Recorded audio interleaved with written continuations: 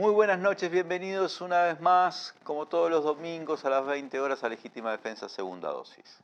Si nos estás mirando por el canal de YouTube de Caras y Caretas TV, no te olvides de suscribirte al canal si todavía no te has suscrito. Podés hacer los comentarios que desees en el chat, también en la parte de comentarios. Y también puedes hacer donaciones a través del super chat o los super stickers. Y agradecemos a todos los que hacen donaciones porque permiten financiar estos programas. También nos puedes estar mirando por la página de la fanpage de Facebook de Caras y Caretas. Ahí puedes compartir en tu perfil, elegir entre una gama de reacciones, hacer los comentarios que desees. Todo eso ayuda a que cada vez más gente nos conozca. Vamos a saludar a los que nos miran a través de las pantallas de Cardinal TV, en los cable operadores de CUTA, de la Cámara Uruguaya de Televisión para Abonados, en todos los departamentos del interior del país, en las capitales departamentales y en las localidades. Y por cierto, saludamos a los uruguayos y uruguayas que nos miran desde el exterior, los uruguayos y uruguayas que están en la diáspora. En la noche de hoy vamos a analizar junto al senador Óscar Andrade y al hasta ahora senador Daniel Olesker la coyuntura que estamos viviendo, una difícil coyuntura que estamos viviendo en el Uruguay, muy contaminada por toda esta trama rarísima, trama para Netflix, casi medio mafiosa, que tiene en su punto central al ex jefe de seguridad de la presidencia, Alejandro Astesiano, y que parece haber sido orquestada directamente desde la torre ejecutiva. Todo el tiempo se están conociendo nuevos chats, nuevos trascendidos, cada uno es como peor que el anterior y empiezan a involucrar a autoridades policiales y nombres muy importantes de este gobierno. Incluso hay menciones directas al presidente, o por lo menos a un Luis, con la familiaridad y el contacto que uno cabe esperar que Astesiano tuviese con el presidente. Pero hay otras cosas que están pasando, entre ellas se espera que entre Navidad y fin de año se ingrese a votar en el Parlamento la reforma jubilatoria, esta reforma de la Seguridad Social, y también está en este momento tramitándose, proyectándose o diseñándose o dando los últimos pasos, en teoría, para una reforma de la educación que cuenta por ahora con la oposición del 80% de la comunidad docente, ¿no? Si uno lo registra por las ATD, por cierto, el rechazo de los estudiantes, de los docentes de formación docente, de los estudiantes de formación docente, en fin, es difícil encontrar apoyos a este proyecto de transformación curricular que estaría comenzando a aplicarse el año que viene. Para analizar estos temas que hacen a la coyuntura y hacen también a lo que proyecta el gobierno en las dos grandes reformas que tiene prevista para culminar su mandato, vamos a contar entonces con la presencia de estos dos destacados invitados. Así que vamos a la introducción y ya conversamos con ellos.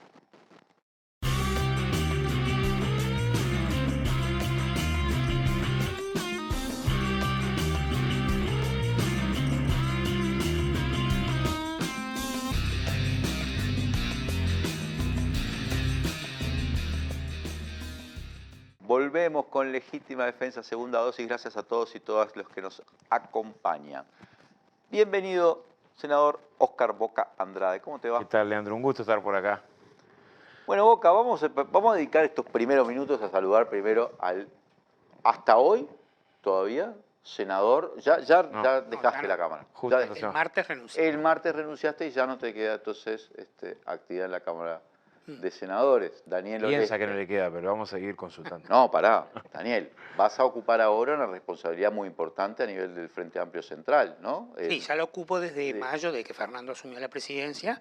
Pero ahora Pero plenamente. era claro, era más a media máquina y ahora va a ser full time la presidencia de la Comisión de Asuntos Sociales. Una comisión que me imagino que va a tener una trascendencia muy grande, porque si uno, si nos restringimos un poco a los cometidos que se supone que tiene la Comisión de Asuntos Sociales, en el Uruguay de los últimos años realmente ha habido un incremento tan grande de los problemas sociales, socioeconómicos, aumento de la pobreza, de grado como de indefensión de grandes sectores, que me imagino que el Frente ya está pensando un poco cómo va a ser para encarar eso, ¿no? Sí, esa es la primera cuestión es recuperar algunos vínculos perdidos, digamos, ¿no? Con movimientos sociales. Con movimientos sociales, ¿no? El Frente, en su autocrítica del Congreso, laudó esto, ¿no? Quizás no con la central sindical, aunque tuvo algunos, sobre todo, estamos hablando especialmente en el tercer gobierno, pienso que es cuando se da ciertos quiebres, con el movimiento cooperativo, con la pequeña y mediana producción, y con los nuevos movimientos, porque hay una cantidad de nuevos movimientos que se fortalecieron por las políticas frente amplistas, que le dieron visibilidad, capacidad, estoy hablando de la discapacidad, de los movimientos de mujeres, de los movimientos trans, etcétera, etcétera. Sin embargo, con el tiempo hubo un cierto distanciamiento. Entonces, lo primero es recuperar eso. También hubo distanciamiento con el movimiento sindical, yo recuerdo muy bien. Sí, lo hubo que fue también. Quizás la no. esencialidad en la educación. Por Sí, hubo, sin duda, y eso también tuvo que ver con el tercer periodo, hubo, pero es como me dijo Fernando a mí, y bueno, y Oscar lo tiene también claro, hay una parte de la relación Frente Amplio Movimiento Sindical que es natural en nosotros, en él, en mí, en el Boca, entonces es más fácil de recuperar. Pero hay que reconstruir vínculos con otras organizaciones que a veces te miran con desconfianza, te miran como que querés meterte adentro para sacarle los votos, para ganarle los votos. Hay que conseguir plataformas. Yo creo que esto además se une mucho con una estrategia que yo entiendo que es muy buena, que puso en marcha Fernando, que es el FA Escucha, donde realmente las organizaciones comenzaron a sentir que el Frente tenía interés en mirarlo. Entonces, creo que el referéndum, con todas las conflictividades iniciales sobre si había o si no había, si eran 135 artículos o 5, si era, ¿no?, toda la ley o parte de la ley, finalmente se conformó un movimiento que trabajó muy bien junto. Entonces, creo que hay un proceso de reconstrucción y bueno, un poco en la Ahí comisión. cristalizó una gran alianza, porque la Intersocial llegó a tener por lo menos 60 organizaciones de diferentes Bueno, de hecho tamaños, hoy muy en su heterogéneas. relanzamiento la firmaron como 40 y pico, y sigue creciendo. Y además están, yo siempre digo esto, las intersociales, porque la intersocial es un organismo central, pero está la intersocial del municipio F, está la intersocial del municipio A, está la de Paso de los Toros, la de Artigas, que a veces tiene mucha más importancia en esta recuperación del entramado en la acumulación. Porque en definitiva el Frente, como todos lo saben, llegó al gobierno por una larga acumulación que tuvo su centro en el movimiento social, en particular en el movimiento sindical. Daniel, es como que volvés un poco a tu salsa, porque vos tuviste mucha experiencia ya en el Instituto Cuesta Duarte, en la relación con el movimiento sindical, en fin, has En estado FUCBAN, siempre en la en FUCBA. la FCPU, en la Por Federación de eso, tenés Cooperativas. como esa Sí, sí. trayectoria dentro del movimiento social. Pero me da la sensación, no sé, capaz que el Boca coincide, no, yo creo que por pudor vos capaz que no, pero que el Frente pierde una espada en el tema económico muy importante dentro del Parlamento, ¿no? Porque, bueno, tanto Daniel como Mario Vergara son, además de todo, profesores titulares de economía, personas con una solvencia muy grande en ese terreno, que son las que han permitido, incluso en este programa, muchas veces ir explicando paso a paso lo que va produciéndose. O sea, a mí me genera una gran contradicción, porque yo soy de la idea, me pasó cuando la renuncia a la banca en diputado, de que nosotros tenemos que enfrentar a veces con los hechos, esa perspectiva excesivamente institucionalizada de los cambios de la izquierda. O sea, haber llegado al gobierno nos mostró que tener el gobierno te da una palanca potente para luchar contra desigualdades, pero a la vez nos mostró el riesgo de una excesiva institucionalización de la política y de la izquierda.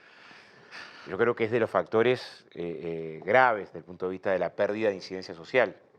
Yo me tomé el trabajo, recuerdo 2018, de mirar la integración de muchos de los partidos de la izquierda, somos partidos de la izquierda, los principales integrantes, y la presencia de cargos de gobierno, legisladores, comparada con integrantes del movimiento social, cooperativo, sindical, era muy desproporcionada. Como que estábamos mirando la realidad desde un solo lugar.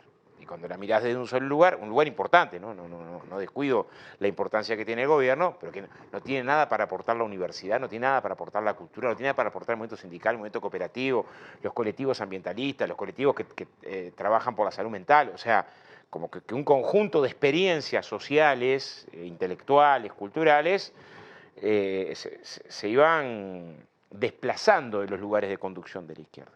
Y también de la práctica de la izquierda. Entonces, yo soy muy amigo de la idea. Es más, cuando me preguntan, digo, ¿en qué lugar te gustaría militar? Volver al Zunca, un lugar maravilloso desde el punto de vista de la acción. Pero es cierto que a Daniel lo vamos a extrañar un montón para la discusión política general en el Parlamento. Es una pérdida muy difícil de reparar. Dicho esto, lo otro es central en el sentido de que si fue complejo lograr esa hazaña que fue el movimiento social y político que cambió el mapa del país, porque las 800.000 firmas cambiaron el mapa del país, tenía una facilidad ese movimiento, que era en contra de algo específico. General como la LUC, pero era en contra de. Hoy el desafío que tenemos desde la izquierda, política y social, es construir programa. Y siempre es más difícil programatizar la lucha, o sea, articular con perspectiva estratégica, que resistir. No te resistimos, decir, bueno, resistimos la reforma educativa, resistimos la reforma de la seguridad social, o resistimos, es más fácil esa convocatoria. Igual no soslaye, Boca, que toda esa resistencia que fue la recolección de firmas y la campaña de ese referéndum se dio en un contexto tan hostil, de extraordinaria dificultad, que fue una demostración gigantesca. Es más, yo creo que hasta conmovedora. A mí me sorprendió. Caeríamos en el anecdotario si reflexionamos sobre los acontecimientos políticos del hoy, desprendidos de ese componente. El componente central son las 800.000 firmas y una instancia electoral de referéndum que se dio por milímetros, ¿no? Que demostró una potencialidad gigante. Ese es el cambio sustantivo del punto de vista de la iniciativa política. Lo que estoy diciendo es lo siguiente. Las experiencias para articular social y políticamente desde el punto de vista programático siempre han sido más difíciles. Yo te puedo repasar. En los 90, Encuentro Nacional por Soluciones, fue menos de lo que pretendíamos que hubiera sido. A fines de los 90, Asamblea Nacional del Pueblo Uruguayo, fue menos. La segunda convocatoria del Congreso del Pueblo. Siempre nos costó más, y es una dificultad que hay que entenderla, las razones de por qué nos cuesta más. La influencia de el neoliberalismo en la cabeza de la gente, de lo más fragmentado, las dificultades, las desconfianzas. Bueno, para la izquierda superar eso en términos de programa es el sueño del pibe, ¿no? ¿Qué es lo que tenemos que hacer hoy? Decir, bueno, todo ese movimiento social que logró articularse en términos de la resistencia, lo más duro del modelo, ahora articularlo en términos a 6, 7 claves programáticas que permitan el avance en estas circunstancias. Y ese desafío para el Frente implica mucha modestia, pero mucho laburo, mucha articulación, mucho estudio y mucha cercanía, mucha recuperación de confianza. Porque es cierto que hubo deterioros que generan que tengas que volver a andar de que en el programa, en tu programa están reflejadas esas luchas. Y eso no está ganado de antemano. Daniel, ¿vos pensás que el Frente tenga que tener una participación protagónica o más bien de escucha, de recoger ideas, pero no muy protagónica, en el Congreso del Pueblo que está previsto para mediados del año que viene, ¿no? No, protagónica seguro que no, es el Congreso. Pero sí hay que También estar. la fuerza política es parte del pueblo. Por ¿no? eso, Sí hay que estar ahí. Porque ¿sabés qué pasa? El error que no podemos cometer, por eso es muy importante lo que Óscar decía del proyecto, el error que no podemos cometer es creer que si llegamos al gobierno nuevamente tenemos que volver a crecer y distribuir. No. Ya esa fórmula no da más este resultado. O sea, la distribución a partir de quitarle al crecimiento y redistribuir lo que en economía se llama la distribución secundaria del ingreso. Es decir, el Estado capta los recursos a través de impuestos, ahí ya redistribuye y gasta y ahí vuelve a redistribuir. Eso, algo se va a hacer obviamente en el 24 porque ellos han, estos 3 años, y los 5 van a ser igual, han desandado una parte del camino. Pero ojo, Uruguay no colapsó. La salud no colapsó, la educación no colapsó, la vivienda quizás es la que más colapsó porque al ser un stock y no un flujo es otro problema. Pero nada colapsó. ¿Por qué? Porque vos habías hecho un enorme crecimiento de esos sectores. Entonces, cuando lleguemos en el 24 al gobierno, no vamos a tener 170 millones de dólares en ACE o 400 en la NEP. Vamos a tener menos que lo que dejamos, pero no tanto menos. Entonces, si no logramos un proyecto que diga tenemos que crecer desde la producción, tenemos que cambiar las relaciones de producción, ya no alcanza con las relaciones de distribución. Esa es una tarea secundaria en el sentido de que es de segundo orden, digamos. La prioritaria es cambiar las relaciones de producción. Y eso que puede parecer una cosa medio generalista, tiene incluso en el gobierno del Frente Amplio antecedentes. Porque si tú vas a las políticas productivas del segundo gobierno al frente, y particularmente las políticas industriales de Kramerman, con los cambios en la competitividad, las mejoras. Recordad que Kramerman cambió la ley de inversiones, hizo que se valorara no solo el empleo, sino la masa salarial. O sea, no estaba solo preocupado porque las inversiones generan empleo, que fue la preocupación del 2008 cuando el desempleo estaba. En el 2012 no era una preocupación el empleo como tal, estábamos en el máximo de empleo, pero la preocupación era que se generaran empleos de calidad y por eso cambió la ley de inversiones. Y ahí tenemos muchos antecedentes, o sea, no es una frase cambiar la matriz productiva, tiene que ver con las empresas públicas, tiene que ver con la propiedad de los medios de producción, tiene que ver con la velita encendida que hablaba Mujica, digamos, del Fondes y del desarrollo cooperativo, y tiene que ver con la relación entre salario y ganancia, inclusive con la participación de los trabajadores en la masa de ganancia de las empresas, o sea, medidas que tiendan a formular un cambio en la distribución dentro del proceso productivo. Y ese es el proyecto que tenemos que hacer. Si vos me decís, en el 2005, las claves fueron PANES, plan de emergencia, reforma tributaria y reforma de salud. Básicamente las tres reformas estructurales, ¿no? ¿Cuál es hoy? Desarrollo productivo con empleo de calidad. Ese es el proyecto central. Volver a hablar de un plan de emergencia no tiene sentido. Obviamente va a haber gente a la que va a haber que asistir, va a haber que ayudar. Cada vez más hay. ¿Pero cuánto más? No va a sé, ser pero caminás por las calles y es impresionante. Sí, pero vos caminaste en el 2004. Sí. No es esto. Estábamos en 40% pobreza. Estábamos en 40% pobreza, en 40% informalidad. ¿No? Es verdad que va a haber. Y es verdad que además está focalizada. Sí, la capacidad destructiva no ha sido tal como para llegar a esos niveles. Estoy dando un trabajo, que un día si querés vengo acá y lo pongo, en la que crucé desempleo, informalidad y pobreza. Y me da que hay 6 departamentos graves y en Montevideo 3 municipios graves. Artigas, Salto, Tacuarembó, Rivera, Cerro Largo 33. En las 3 están mal. Después hay algunos que están mal en 2 y vienen en 1, ¿no? Y los municipios A, F y D. O sea, efectivamente hay una emergencia focalizada, pero no hay una emergencia nacional global, un colapso económico global. Esta es la idea que quiero transmitir cuando hablamos de proyecto. Pues vamos a analizar un poco, Óscar, Daniel, la situación que estamos viviendo. Habitualmente nos gustaba, por lo menos a mí, nos gustaba charlar sobre política, sobre proyectos, sobre modelos, por más que uno esté en contra de la política o la orientación ideológica de un gobierno. Pero hace meses que estamos discutiendo en otro terreno que está, y es casi policial, sí. Pero es insoslayable. Incluso el otro día, en Legítima del domingo pasado, estaba acá con Soledad Platero, por ejemplo, que estábamos charlando, y le dije, porque Soledad también siempre fue de esa idea, de que no había que confundir la política con la discusión penal, ¿no? De que eso hay mucha gente que tiene la tentación de que hablar siempre de la corrupción. Pero a esta altura parece ser parte del modelo. Lo que estamos viendo es una cosa que es como que está muy metido adentro de la estructura del gobierno. Entonces, sí, a diferencia del anterior gobierno herrerista, donde estallaron los fenómenos de corrupción después que había terminado el gobierno, o sea, la gran crisis de corrupción estalla después, o sea, se pone en conocimiento todo lo del pan de azúcar y las situaciones, 2 años después que había terminado el gobierno, en este caso estalla en el medio del gobierno. Pero es una situación que es de un gobierno que ya venía debilitado porque había perdido la iniciativa, no por los escándalos de corrupción, sino por la iniciativa popular. Yo creo que ahí hay una clave que hay que sostener. Hay muchos politólogos que sostienen que a partir de marzo, abril, empieza una caída sostenida de la popularidad.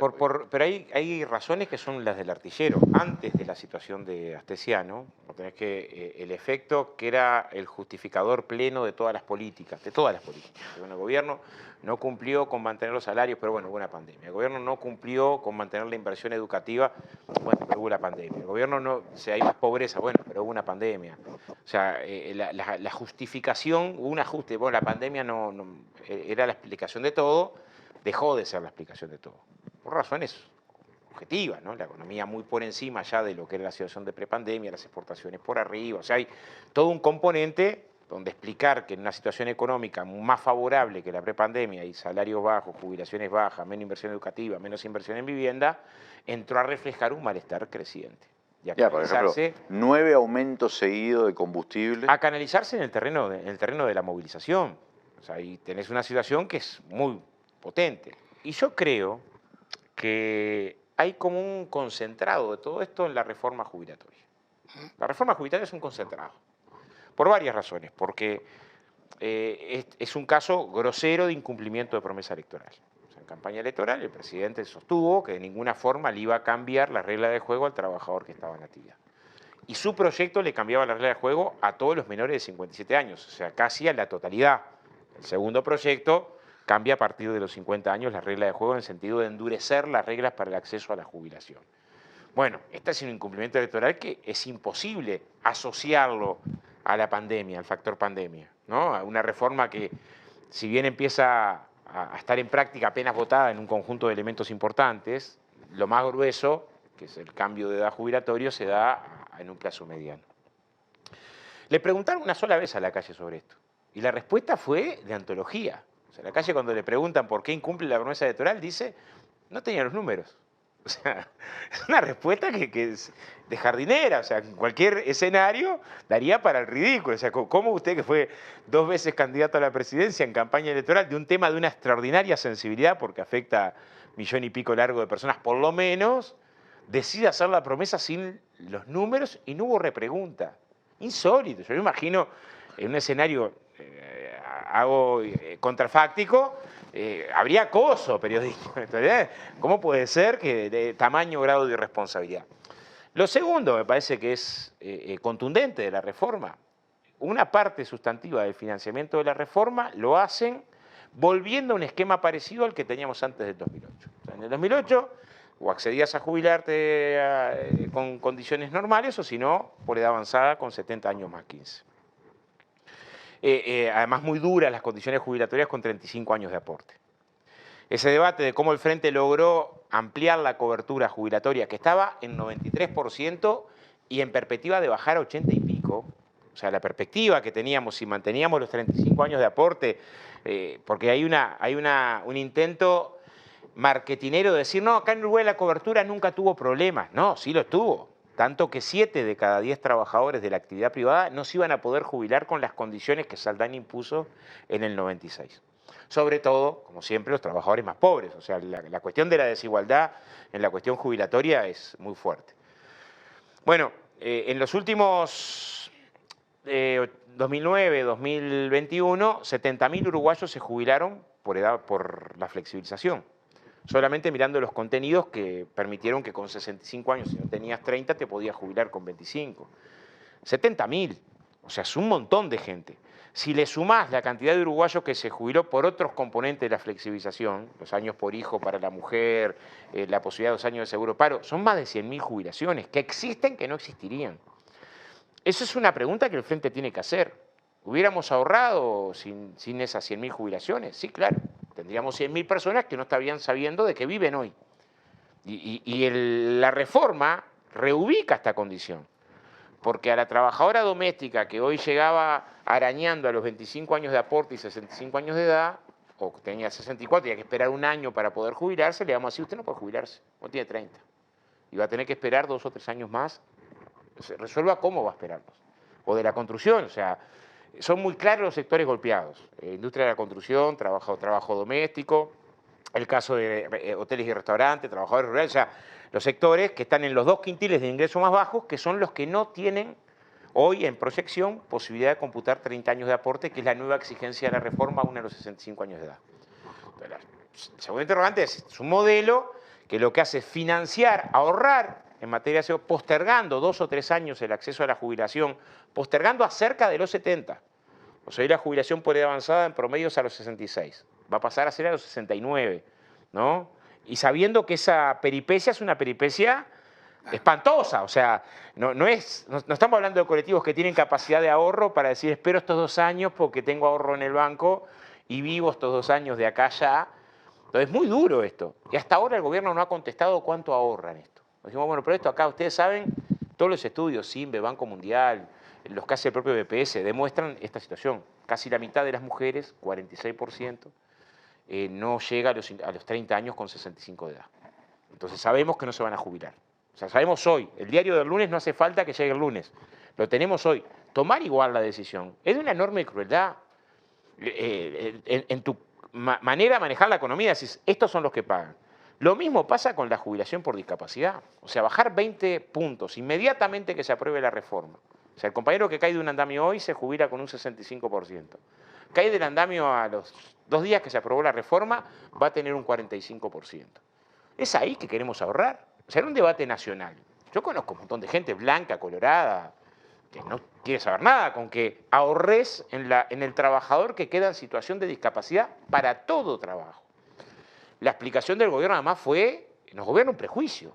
Decir, no, pienso que los trabajadores son oportunistas y van al BPS y acceden a la jubilación, no se sabe cómo. Al BPS tenés que ir. Primero te podés ir al Banco Seguro o a la mutualista. De ahí el médico te traslada al médico del BPS. El médico del BPS tiene que contratar un perito. Después hay una junta médica y tu porcentaje de incapacidad tiene que ser arriba del 60%. O sea, tenés que atravesar un duro camino para que se diga, mira, Leandro no puede trabajar en nada, entonces se jubila. Tanto que estudiando esto, fuimos al colectivo que se jubila por incapacidad para todo trabajo y vive 6 años menos que el resto. ¿Cómo se sostiene que este colectivo es un colectivo integrado por gente oportunista que va y le tiran la jubilación por la cabeza? Un absurdo, ¿no? Y vive menos que el promedio. Pero además, si ese fuera el problema, que no lo es, tendrías que fortalecer los estudios médicos del BPS y no rebajar la jubilación en discapacidad. Entonces, ¿qué creo yo? La reforma muestra con mucha crudeza la naturaleza de este gobierno. Que la pague la reforma a la doméstica esperando la naturaleza ideológica, claro. de orientación política. Pero con una crudeza, Leandro, fíjate, que pague la doméstica. El aumento de años de la edad al barrer sin tener en cuenta la condición del trabajo y exigencia y sin tener en cuenta la condición socioeconómica, siendo que todos los estudios que existen hasta ahora demuestran que los ricos viven más que los pobres. En Uruguay, cerca de 10 años, pero hay estudios de toda América Latina sobre esta situación. Y justamente a los pobres son a los que se van a jubilar con la reforma a los 68 o 69, porque son los que no llegan a tener 30 años de aporte a los 65. O sea, socialmente es profundo el impacto que decidiste generar con la reforma. Y además de todo este plano, te jubilas con menos. Además de toda esta lógica, el último ahorro, que en un escenario donde le pedís el sacrificio a la persona que queda en discapacidad, a la doméstica, a la mayoría de las mujeres con trabajo precario, que son las que... No le pidas nada a ninguna exoneración siquiera. Decir, mira, de acá al 2040 vamos a moderar las exoneraciones gradualmente y se va a bajar un 20% las exoneraciones. Una cosa mínima, ¿no? Nada. ¿No? Ni a las exoneraciones, ni a los aportes patronales, ni a los aportes al patrimonio. O sea, que blindes los sectores poderosos, el 1% más rico de los uruguayos. Lo blindes cuando estás pidiendo estos sacrificios, demuestra que sos impenetrable. O sea, impenetrable, no te entran ni las balas, ¿no? Porque en un escenario de una situación donde pedís estos sacrificios, parecería sensato decir, bueno, repartamos el costo. Que yo creo que si a los trabajadores uruguayos le decís, vamos a discutir seguridad social, yo pongo el ejemplo que más conozco, que es el de la construcción. Nosotros aportamos para cesantía, para cuando quedamos en cesantía, aportamos un 0,5% de nuestro salario. Los patrones aportan un 5%. O sea, no es que aportamos solo los trabajadores, aportamos para los arreglos odontológicos los gurises. Ahora, aportamos un 0,2% y los patrones aportan un 0,6%. O sea, construís una política de ampliar la cobertura de seguridad social, pero distribuís el esfuerzo. Y también teniendo en cuenta la capacidad contributiva, acá se decidió que los más poderosos del Uruguay pongan 0. Esa es la cara más contundente de la reforma, es poner en riesgo cobertura, rebajar jubilaciones, golpear a las personas en discapacidad y aún en ese escenario decir, yo no toco a mi sector más privilegiado, no lo hago participar de ninguna manera. Es muy duro, ¿no? Boca, vamos a ir a un corte y enseguida volvemos con más Legítima Defensa, segunda dosis.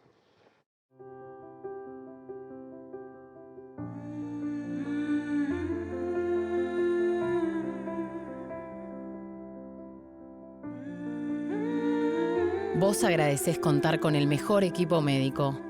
Nosotros te agradecemos por elegirnos, brindándote cada vez más atención humana, innovación y beneficios. Afiliate por el 1444 o en casmu.com.uy. Casmu, estamos para cuidarte. Alimenta tu energía. Alimenta tu bienestar. Alimenta tu capacidad. Alimenta tu motivación. Alimenta tu salud. Si compras comida o traes vianda de casa, alimenta tu jornada laboral. Lo que necesitas para trabajar y vivir mejor está en lo que comes. Intendencia de Montevideo. A veces estamos muy en la chiquita. Y si no, mira. Sí, ponele choclo, picles, ¿te gustan? Dale, ponele todo. Total es gratis. Estamos tan en la chiquita que barremos cualquier tipo de límite. ¡Epa! ¡Qué boquita! ¿Eh? Pero, aunque parezca que hasta los más chiquitos están en la chiquita, solo parece. Tomá, pateala, campeón. Porque los uruguayos somos grandes. De corazón, no estés en la chiquita. Pensá en macro. Cuanto más compras, menos pagás. Macromercado es negocio. Te prometieron una educación modelo, pero precarizaron los contenidos y eliminaron las asistencias y la repetición. Te mintieron. No es transformación, es ajuste. Que no te recorten el futuro. FENAPES.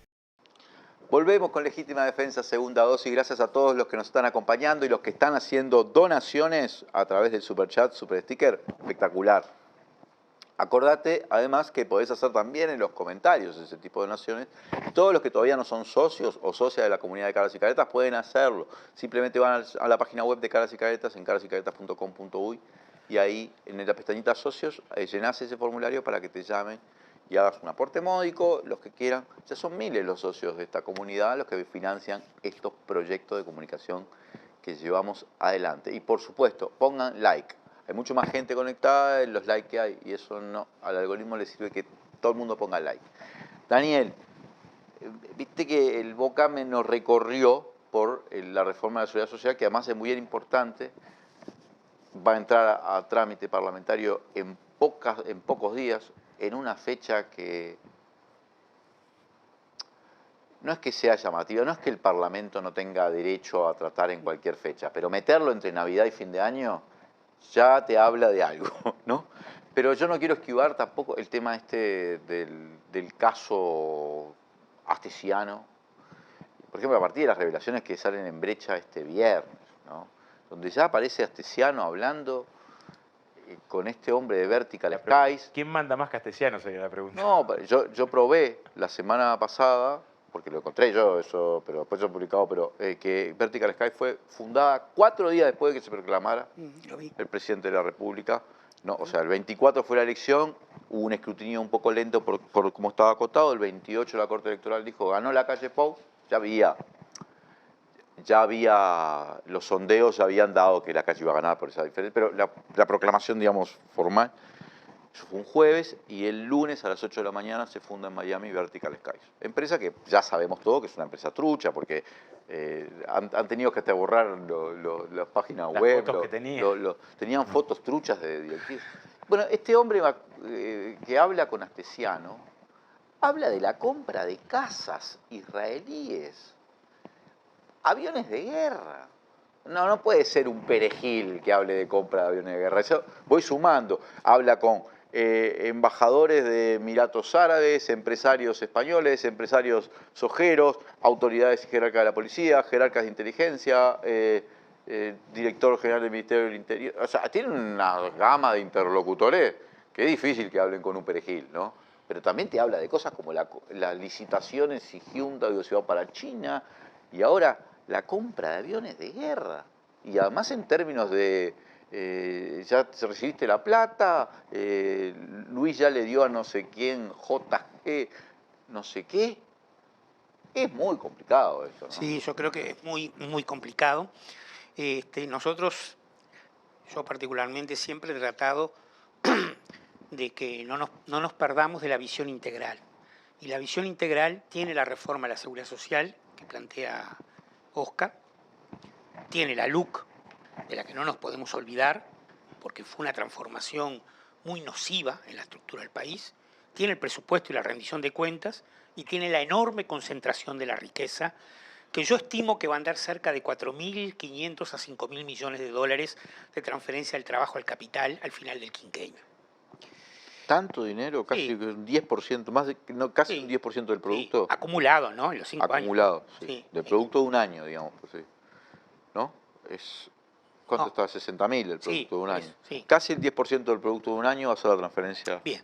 Pero esas 4 cosas, la concentración de la riqueza, la desestatización del presupuesto, las reformas estructurales de la LUC y esta brutal reforma de la seguridad social, está inmerso en un gobierno que claramente tiene signos de corrupción, de tráfico de influencias, ¿no?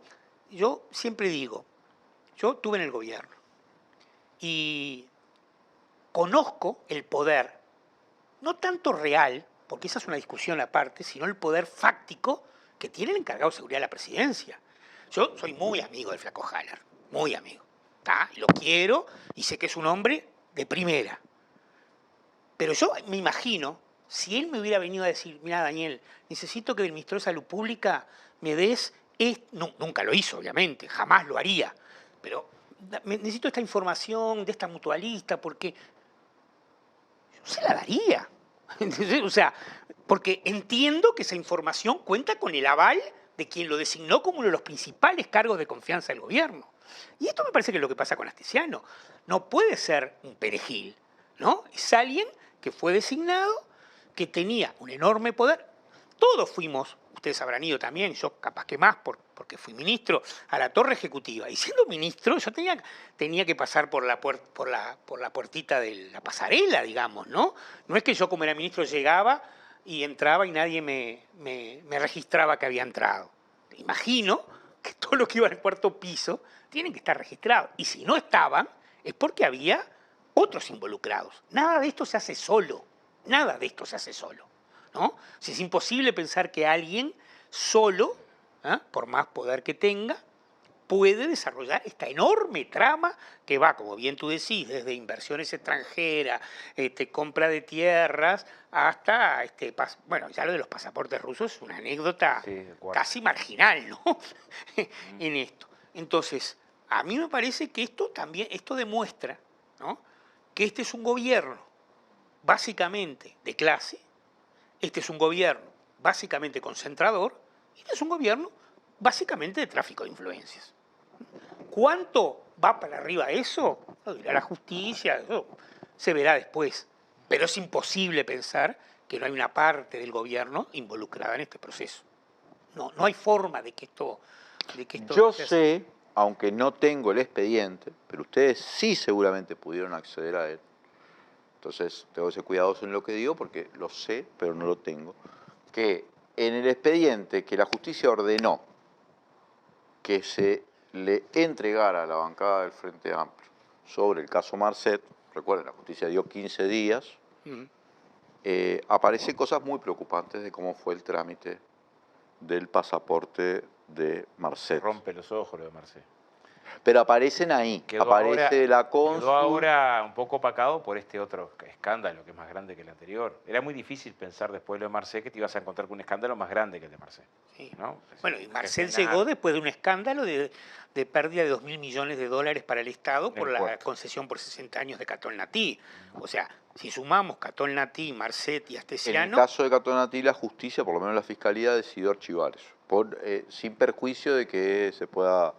Pero independientemente de eso, lo que está claro es que una empresa que por su concesión obtiene 2.000 millones de dólares de ganancia extraordinaria, eso sí es así, eso no tiene nada que ver la fiscalía, eso es así, es un hecho económicamente objetivo, digamos, obviamente forma parte de un proceso mucho más general, digamos, de mercantilización de la actividad pública para favorecer a los privados y en particular a los grandes privados, digamos, ¿no? Sí, pero lo que quiero decirte con esto, sin obviar esos datos objetivos y además las sospechas que podamos llegar a tener sobre ese proceso, por cierto, el Frente presentó denuncia penal sobre este caso. El caso de Marcet es indudable que es un problema penal, o sea, no hay ninguna decisión política dentro de un marco de Indudable. decencia que pueda Indudable. justificar algunas cosas que se van conociendo, que yo sé que están en ese expediente, por ejemplo, la cónsul diciendo esperen por el trámite judicial, y órdenes, contraórdenes que recibe de Cancillería diciéndole no, siga, entrégale excepcionalmente en mano un Sí, pasaporte. cuando la interpelación, el argumento fue que la cónsul era inexperiente. Pero acá parece que la cónsul única no fue el voz- problema, La única voz de la sensatez, que fue decir, bueno, esperen, no podemos entregar esto en esta fue la condiciones. cónsul. Claro. Y le dieron una orden, le dieron la Sí, sí, orden de seguir. de que había que acelerarlo. O sea, vos tenés ahí un conjunto de situaciones que van entrelazadas, que además son más graves cuando intentan desconocerse, porque en realidad la primera salida pública del presidente cuando detienen a Astesiano es un funcionario intachable, y si hubiera tenido indicios jamás lo hubiera nombrado para esa... Pero ahí mintió, eso yo lo dije. Claro, pero es demasiado grosero. O sea, que tu intento, y después cuando la interpelación, van a intentar decir, no es jefe de la seguridad presidencial, es un custodio cualquiera, ¿no? O sea, el mismo Ferrés que firmaba comunicados con Astesiano como jefe de la seguridad presidencial, intentó desconocer que era jefe de la seguridad presidencial. O sea, el segundo intento fue decir, bueno, en realidad no estábamos hablando de alguien importante o con influencias en el gobierno. Hoy eso es indiscutible. Indiscutible. Y después tenés toda una trama que hace todo mucho más turbio. Que no se recuperan los chats, que Presidencia pide que los chats de Presidencia no se tengan en cuenta. ¿Cuál es el argumento para que no se tengan en cuenta los chats de Presidencia con el custodio? Bueno, todos los chats de Presidencia con el custodio. Ese segmento, ¿no? O sea, el que Astesiano tenía 3 celulares y se recuperó uno, ¿no? O sea, lo que estamos viendo es un... Pero Boca, de esto ya pedacito. no se puede creer nada. El tipo que fue a detenerlo y que se Estaba supone que implicado. tenía la Hombre. responsabilidad es el de Sí, claro. hacer ese curado de los cosas. Está indagado. O sea, es cierto que además el daño que le hace esto a la policía como institución y a la credibilidad es muy grande, ¿no? Es muy grande, porque simultáneamente aparece el 2, el 3 de la policía implicados en movidas, influencias, la situación del hijo de Astesiano que le armaban la declaración. O sea, como que tenés un paquete, un cúmulo de cosas. Pero lo del hijo astesiano, creo que fue Gabriel Pereira que hizo trascender esos chats. No el hijo en sí, aparentemente un policía que actuó para desvincularlo de una...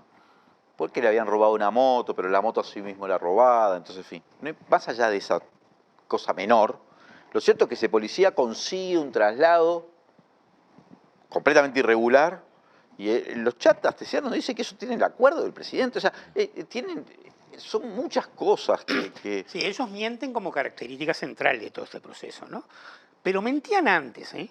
Porque mentían antes, ¿no? Porque Lema miente cuando habla de las prestaciones de la política social, Salinas miente cuando habla de las muertes evitables. En general, la mentira... Daniel, el caso más escandaloso, el de Arbeleche, diciendo que bajó la pobreza infantil por debajo del Ellos 2019. mienten como Caso característica, ¿no? O sea, la mentira, el tráfico de influencia, la corrupción es un elemento, pero además hay que vincularlo a un gobierno que además de todas esas cosas, ¿no? Le saca plata a los pobres para dárselo a los ricos. O sea, es la combinación ideal de este gobierno. Uno podría decir, bueno, roban, ¿no? Hacen tráfico de influencia, pero mejoran la situación de la gente, ¿no? Bueno, entonces ahí, a partir de una situación de ese tipo, ¿no? El roban pero hacen, como se decía, creo que en Argentina, ¿no? Claro. Pero a partir de una situación de este tipo, ¿qué hace el Frente Amplio? Porque yo creo que la gente también se lo pregunta. Lo hemos hablado incluso en algunas charlas, algunas rondas, ¿no? El Frente ha sido cauteloso, ha tratado de respetar la institucionalidad, de no caer en una cosa media... Cauteloso, yo creo que es una palabra que no está bien decir que ha sido cauteloso. Todo lo que ha podido hacer, respetar la institucionalidad, sí, pero no es porque ser cauteloso. La conferencia de prensa en la que Pereira habla, para mí de cauteloso tuvo nada. Fue una conferencia dura, ¿no? Diciendo las cosas que había que decir. Pero no es lo mismo eso que convocar a movilizarse, por ejemplo. No. O interpelar ya de nuevo a los ministros. Bueno, ese es... Interpelarse, interpelado. Yo creo que ahí el camino parlamentario se recorrió. Hay que hacerlo graduando la cuestión. Sería de una Esto, movilización Leandro, importante. vos mismo lo decís, Leandro, esto va a seguir en enero, va a seguir en febrero, porque este es un proceso creciente y va a seguir.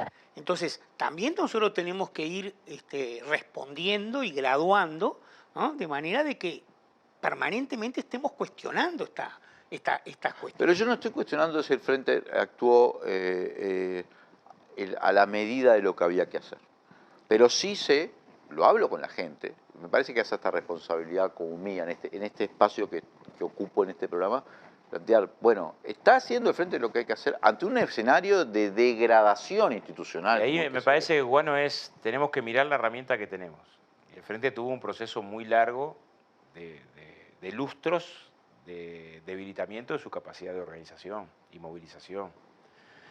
Está en una tendencia de revertir eso, ¿no? Pero no tenemos el Frente del 2004 o el Frente del 2006, que podía rápidamente generar una capacidad de respuesta y movilización muy potente.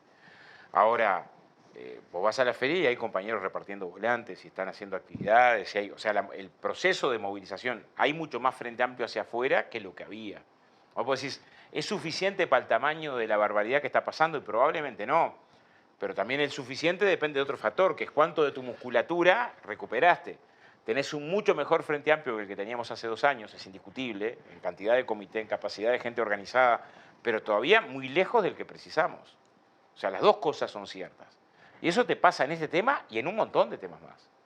Puedo recordar en acciones parlamentarias, votamos y discutimos el proyecto de tenencia y la verdad con una soledad en las barras muy potente. Y fue autocríticamente nuestra incapacidad de movilizar en un tema que decíamos tiene componentes centrales para movilizar. Nos pasó en muchas situaciones. Y otras no tanto. En las rendiciones. En la rendición. Y otras no tanto, porque este fue un año también movido. Hubo movilizaciones muy importantes por la educación, hubo movilizaciones muy importantes de las ollas, hubo movilizaciones importantes de la central. Bueno, fue el 20 de mayo más grande de la historia. O sea, fue un año, claro, pasa que vivimos con un vértigo que lo que se pasó hace 2 semanas parece que no hubiera existido. Como que estabas devorado por la urgencia. Hay una movilización del Frente Central convocada para la semana del 15, ¿no? Creo que va a ser muy grande. ¿Cuánto hacía que el Frente no se movilizaba en diciembre? No sé, muchísimo. Me parece que también estamos recuperando una lógica y ha existido mucha movilización que no necesariamente es un acto, porque lo de salir a reunirte con cientos y cientos de organizaciones, movilizar toda la estructura en todo el país, es parte de recuperar esa capacidad de músculo, que es lo que te va a permitir mañana tener una respuesta más eficaz, más contundente en todos esos temas. Ahí me decís, algunas de las cosas que se están discutiendo votando, y bueno, tendrían que tener una respuesta y capaz 10 veces más alta en intensidad, en capacidad militante, en capacidad de organización, pero no podemos olvidar de esa reflexión. Yo a veces pongo el ejemplo que para mí fue más claro. Un Frente Amplio convocando a votar el Plenario Nacional en el 2006, convocando 220.000 uruguayos, 2006, en el 2011 convocando 150.000 y en el 2016 convocando 90.000. O sea, esas fueron las convocatorias electorales internas del Frente en medio del Frente siendo gobierno, en una pendiente imposible de disimular. Que ahora aumentó. Que ahora empezó a recuperarse, todavía lejos de los 220.000. O sea, Boca, Daniel, porque nos vamos a quedar sin tiempo y quiero hacerle unas preguntas. La reforma de la seguridad social comienza ahora el trámite. Asumamos que tienen los votos, hay que ver, porque la coalición también tiene sus problemas con esto. Sí, las últimas semanas se quedaron expuestos, ¿no?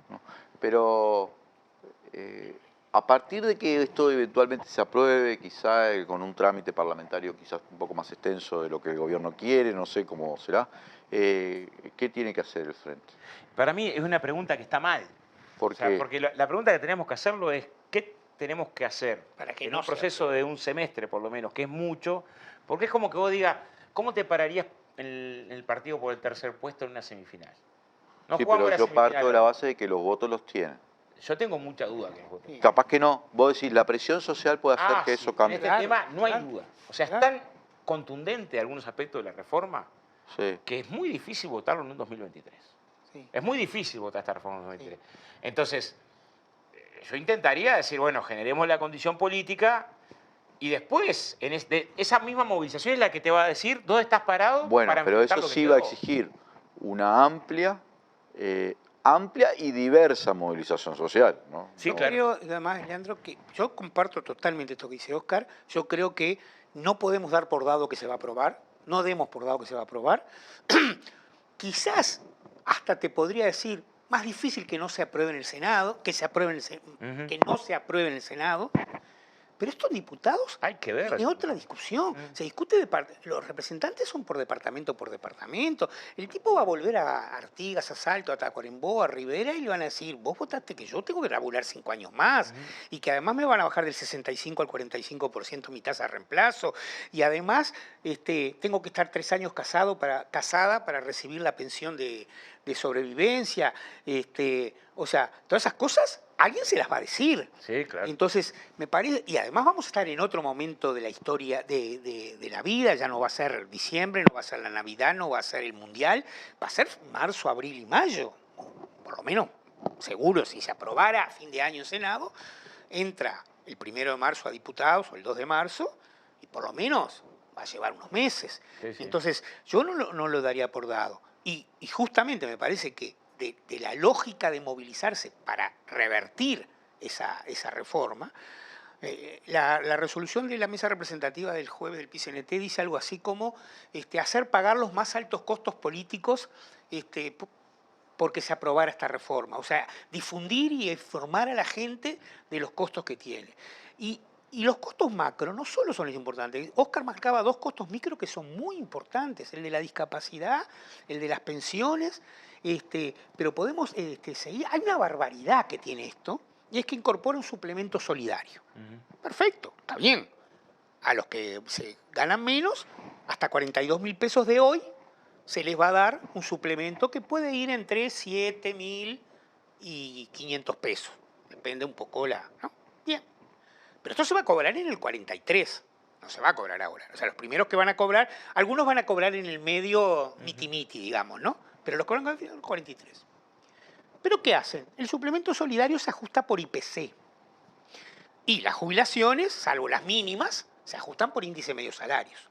O sea que alguien que hoy se jubile por 42.000 no puede estar en el límite. Por ejemplo, por 35.000 pesos recibiría suplemento solidario. Pero como en 20 años los salarios van a crecer por encima del IPC, porque esa es la tendencia histórica natural, más allá que en el medio haya un gobierno que los baje, digamos como ¿no? ¿Cuánto va a ser en el 43 a pesos de hoy? 28.000. 28.000 pesos. Entonces ese de 35.000, que si se jubilara hoy, con el dinero de hoy, en el 43 recibiría un suplemento solidario, no lo va a recibir. Entonces, una cosa que tiene la reforma, que es de diseño buena, no sirve para nada, porque finalmente se licúa con el correr del tiempo. Seguramente de las cosas que si el Frente gana, tendrá que hacer una reforma parlamentaria, legislativa, para modificar este parámetro porque es una barbaridad. O sea, es decirle, mire, yo le voy a pagar un suplemento que no va a ser suplemento ni va a ser solidario. Pero entiendo lo que estabas diciendo vos y lo que dice el Boca y lo que dice el PCNT también bueno, acá hay una pelea que hay que dar, esto no está aprobado, y hay posibilidad de influir en esta realidad a partir de la movilización de la gente, en fin, está. Pero en el caso de que efectivamente se aprobara una reforma de la seguridad social, estamos hablando de un tipo de reforma que yo no tengo claro que sean previsitables porque tiene aspectos privativos del Poder Ejecutivo, genera un daño como el que generó ya en el año 96, o sea, una cosa que después para el propio Frente puede ser muy difícil de revertir. Vos que de eso sabés bastante. Si perdés, tenés que superar la derrota. ¿Cómo superar la derrota? Con la mayor unidad posible y con la mayor profundidad posible. Y la mejor correlación. Ese es un dato que no lo tenés hoy. O sea, ¿con qué condición de fuerza llegás después de haber enfrentado las cuestiones de la seguridad social?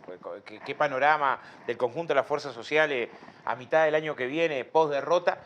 Porque es lo que tenés que medir para lanzarte una nueva iniciativa. Pensarla hoy, los caminos ninguno se descarta. ¿No? Vamos a decir, en un conflicto, si echan 5, si se da al final despido, ¿qué haces?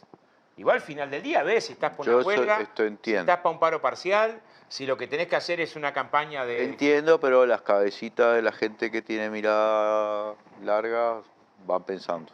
Claro, pero la mirada larga implica nunca divorciar la mirada. Yo, por ejemplo, sé que había ya sectores, por ejemplo, dentro del Partido Socialista, en algunos sindicatos, que ya estaban pensando en la posibilidad, bueno, esto podría... Sí. Es que ya se puede estar pensando. Lo que dice Óscar, y es claro, es que no se puede definir ahora. No, definir no. Es como que pero sí podés ir viendo la definición de que había que hacer un referéndum contra la LUC. Sí. Si se hubiera tomado el primer día que la LUC entró al Senado, Sí, claro. capaz que hubiera sido una definición que después no hubiera tenido la repercusión que tuvo posteriormente, porque el referéndum fue el resultado de la acumulación política y social que se dio en el debate, para el cual los que estuvimos en el debate legislativo fuimos importantes, pero sobre todo fueron importantes las organizaciones sociales que se pusieron al hombro eso, ¿no? Entonces, esas son las que se tienen que poner al hombro ahora este debate. Y eso que decía Óscar de yo estoy en la calle y entrego un volante y no sé cuánto, es muy importante.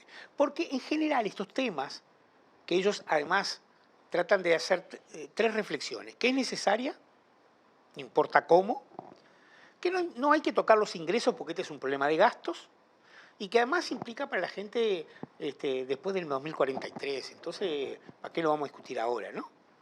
¿Para qué lo vamos a discutir ahora? No, lo vamos a discutir ahora, pero...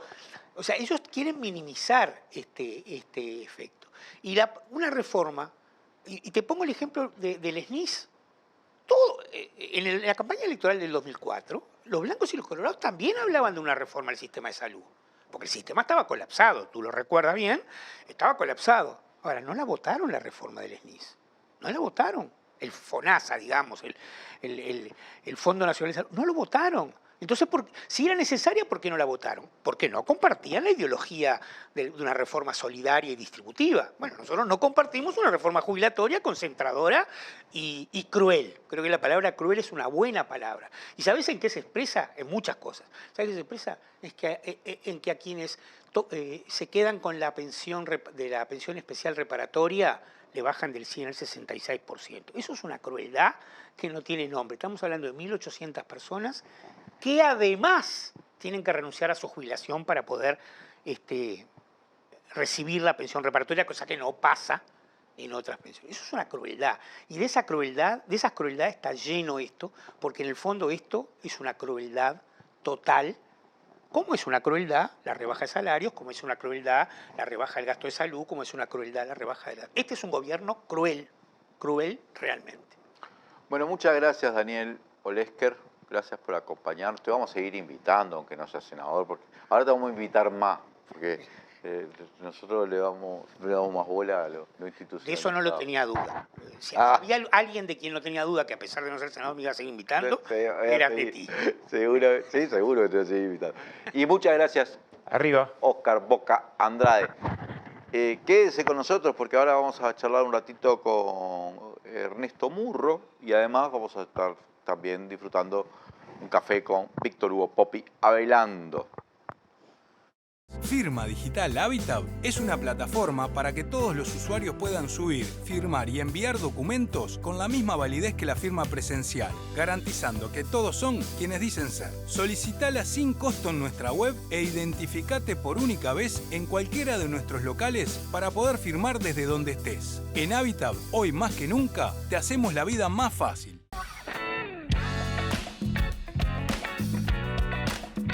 No se pierdan Último Bondi, una producción del colectivo Más Igualdad. Último Bondi. Míralo por Caras y Caretas TV. Si cada tanto te morís de espanto y casi miras como distinguido, si cada tanto acunas...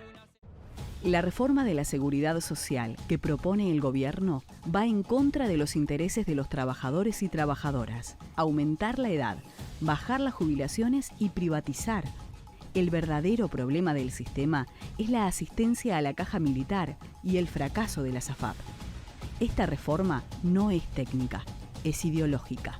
Trabajadores y trabajadoras del Estado en defensa de tus derechos y del trabajo, decimos no a esta reforma. En Canelones, hace muchos años atrás, levantamos la primera bandera del Uruguay, nuestra primera comunidad. Y hoy seguimos levantando banderas de las que estamos orgullosos.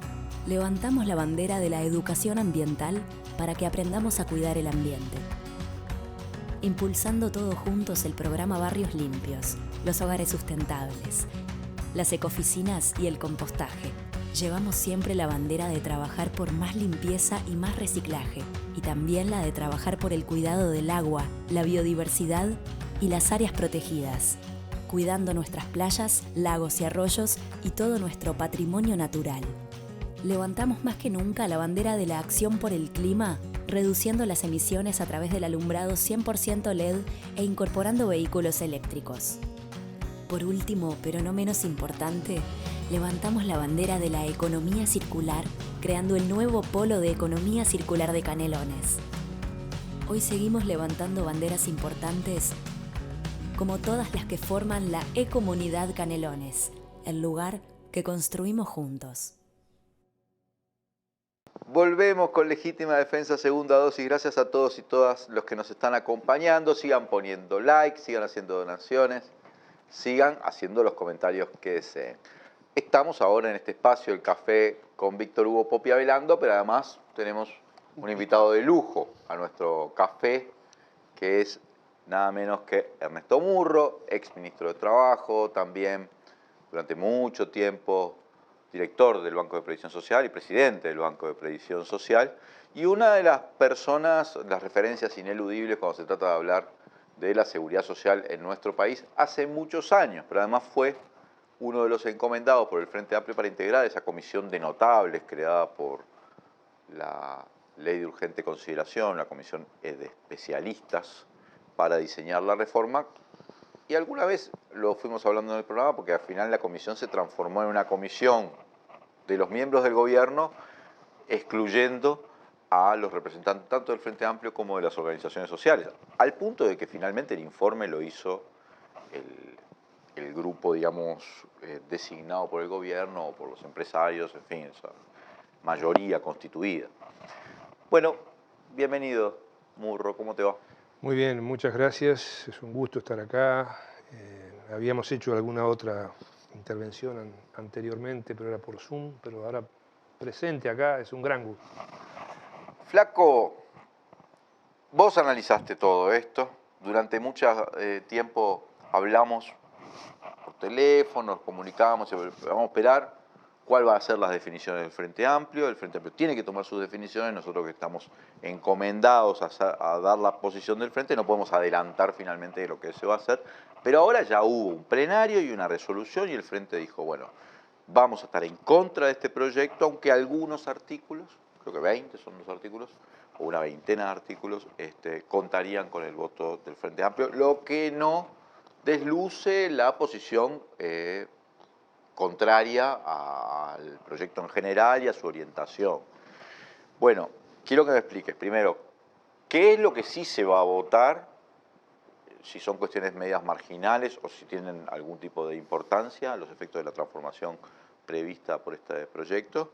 Y después sí empecemos a desgranar un poco los argumentos en contra de la reforma y las consecuencias que podrían tener de ser aprobado así tal como viene. Bien, Leandro. El Frente Amplio ha definido... ¿Por qué votar algunos artículos? Hay que explicar eso. Porque está la resolución en contra en general. Claro, hay que explicar cuáles y también el por qué. Porque de repente en la estrategia el Frente podría haber dicho no voto nada, ¿no? Vamos a tratar de representar al Frente Amplio. Yo soy un simple militante que he tenido el honor de que se me designara para integrar esa llamada comisión de expertos que trabajó el año pasado fundamentalmente y ahora para hacer informes colectivamente junto a otra cantidad de compañeras y compañeros con experiencia en estos temas. Y bueno, por ejemplo estuvimos el lunes pasado en la mesa política del Frente Amplio, donde llevamos nuevamente en acuerdo una propuesta de una veintena de artículos que se podrían votar en el marco de lo resuelto por el Plenario Nacional del 26 de noviembre. Y este tipo de cosas me parece importante aclararlas. O sea, el Frente Amplio, en su dirección, en su Plenario Nacional, con delegados de los comités de base de los distintos pueblos y barrios del Uruguay. Ahí voto en contra. Con delegados de los grupos políticos que integran el Frente Amplio, resuelve votar en contra unánimemente de este proyecto. En general, votar en contra de este proyecto. Después hay dos posiciones que yo creo que hay que siempre tener en cuenta todas las visiones. donde en un caso se dice, bueno, se puede ver de que se voten algunos artículos y otra moción que decía no se vota ninguno. Creo que hay que tener todo esto en cuenta. Yo no estuve en el plenario porque yo no integro el plenario, no integro los órganos de dirección del Frente Amplio. Nosotros estamos actuando como asesores en esta oportunidad y eso es un honor para nosotros. Y allí el Frente Amplio resuelve votar en contra en general y ver qué artículos se podrían votar. ¿Por qué? ¿Por qué las dos cosas? ¿Por qué votar en contra en general y por qué eventualmente, porque esto lo va a decidir el Frente Amplio y su bancada parlamentaria, eventualmente votar alguno? En mi opinión, por la misma razón, por la gente. Por la gente, por la población, por la gente que nos está mirando. El Frente Amplio no está tomando esta posición por una posición política. No está tomando esta posición porque es el principal partido político del Uruguay. No está tomando esta posición porque le gusta poner palos en la rueda. Está tomando la posición de votar en contra de una ley, de un proyecto de ley, que es perjudicial para la inmensa mayoría de la población. Y está proponiéndose, estudiándose, votar a favor, posiblemente una veintena de artículos, porque esos artículos benefician a alguna gente. O sea, en las dos resoluciones, digamos, las dos partes de la resolución, es por la gente. Y esto me parece que es muy importante. ¿Esos 20 artículos cuánto representan del proyecto? Menos del 10%. El proyecto tiene más de 300 artículos, 230 páginas. Pero además estamos... ¿Y benefician lo suficiente a determinados sectores o grupos sociales como para la confusión que se puede...? Porque yo me imagino al gobierno tratando de decir, como lo hicieron con la LUC, ¿no? Ustedes votaron algunas cosas, después se ponen en contra. Y confusión puede introducir. A ver, Leandro, yo no soy todólogo. Pero de esto sabes un montón. Ni pretendo. De las dos cosas sabes ni mucho, politólogo, de social y de política también ni sabes. Politólogo ni sociólogo. Yo creo que esto es diferente a la ley de urgencia, en mi opinión personal. La ley de urgencia era decenas de leyes metidas en un de cosas que no tenían nada que ver una con otra. En cambio, esta es una ley, y lo decimos en el informe que presentamos a la dirección del Frente Amplio, a la mesa política el lunes pasado, el lunes 5 de diciembre, lo decimos, esta ley es un todo. Donde es muy difícil, lo decimos textualmente, es escindir o sacar algunos artículos. Por eso es muy interesante tu pregunta.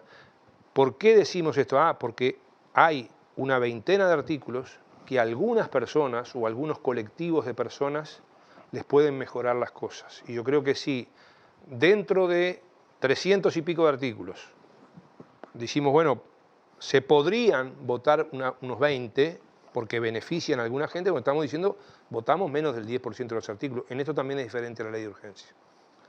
Y porque benefician estrictamente a la gente.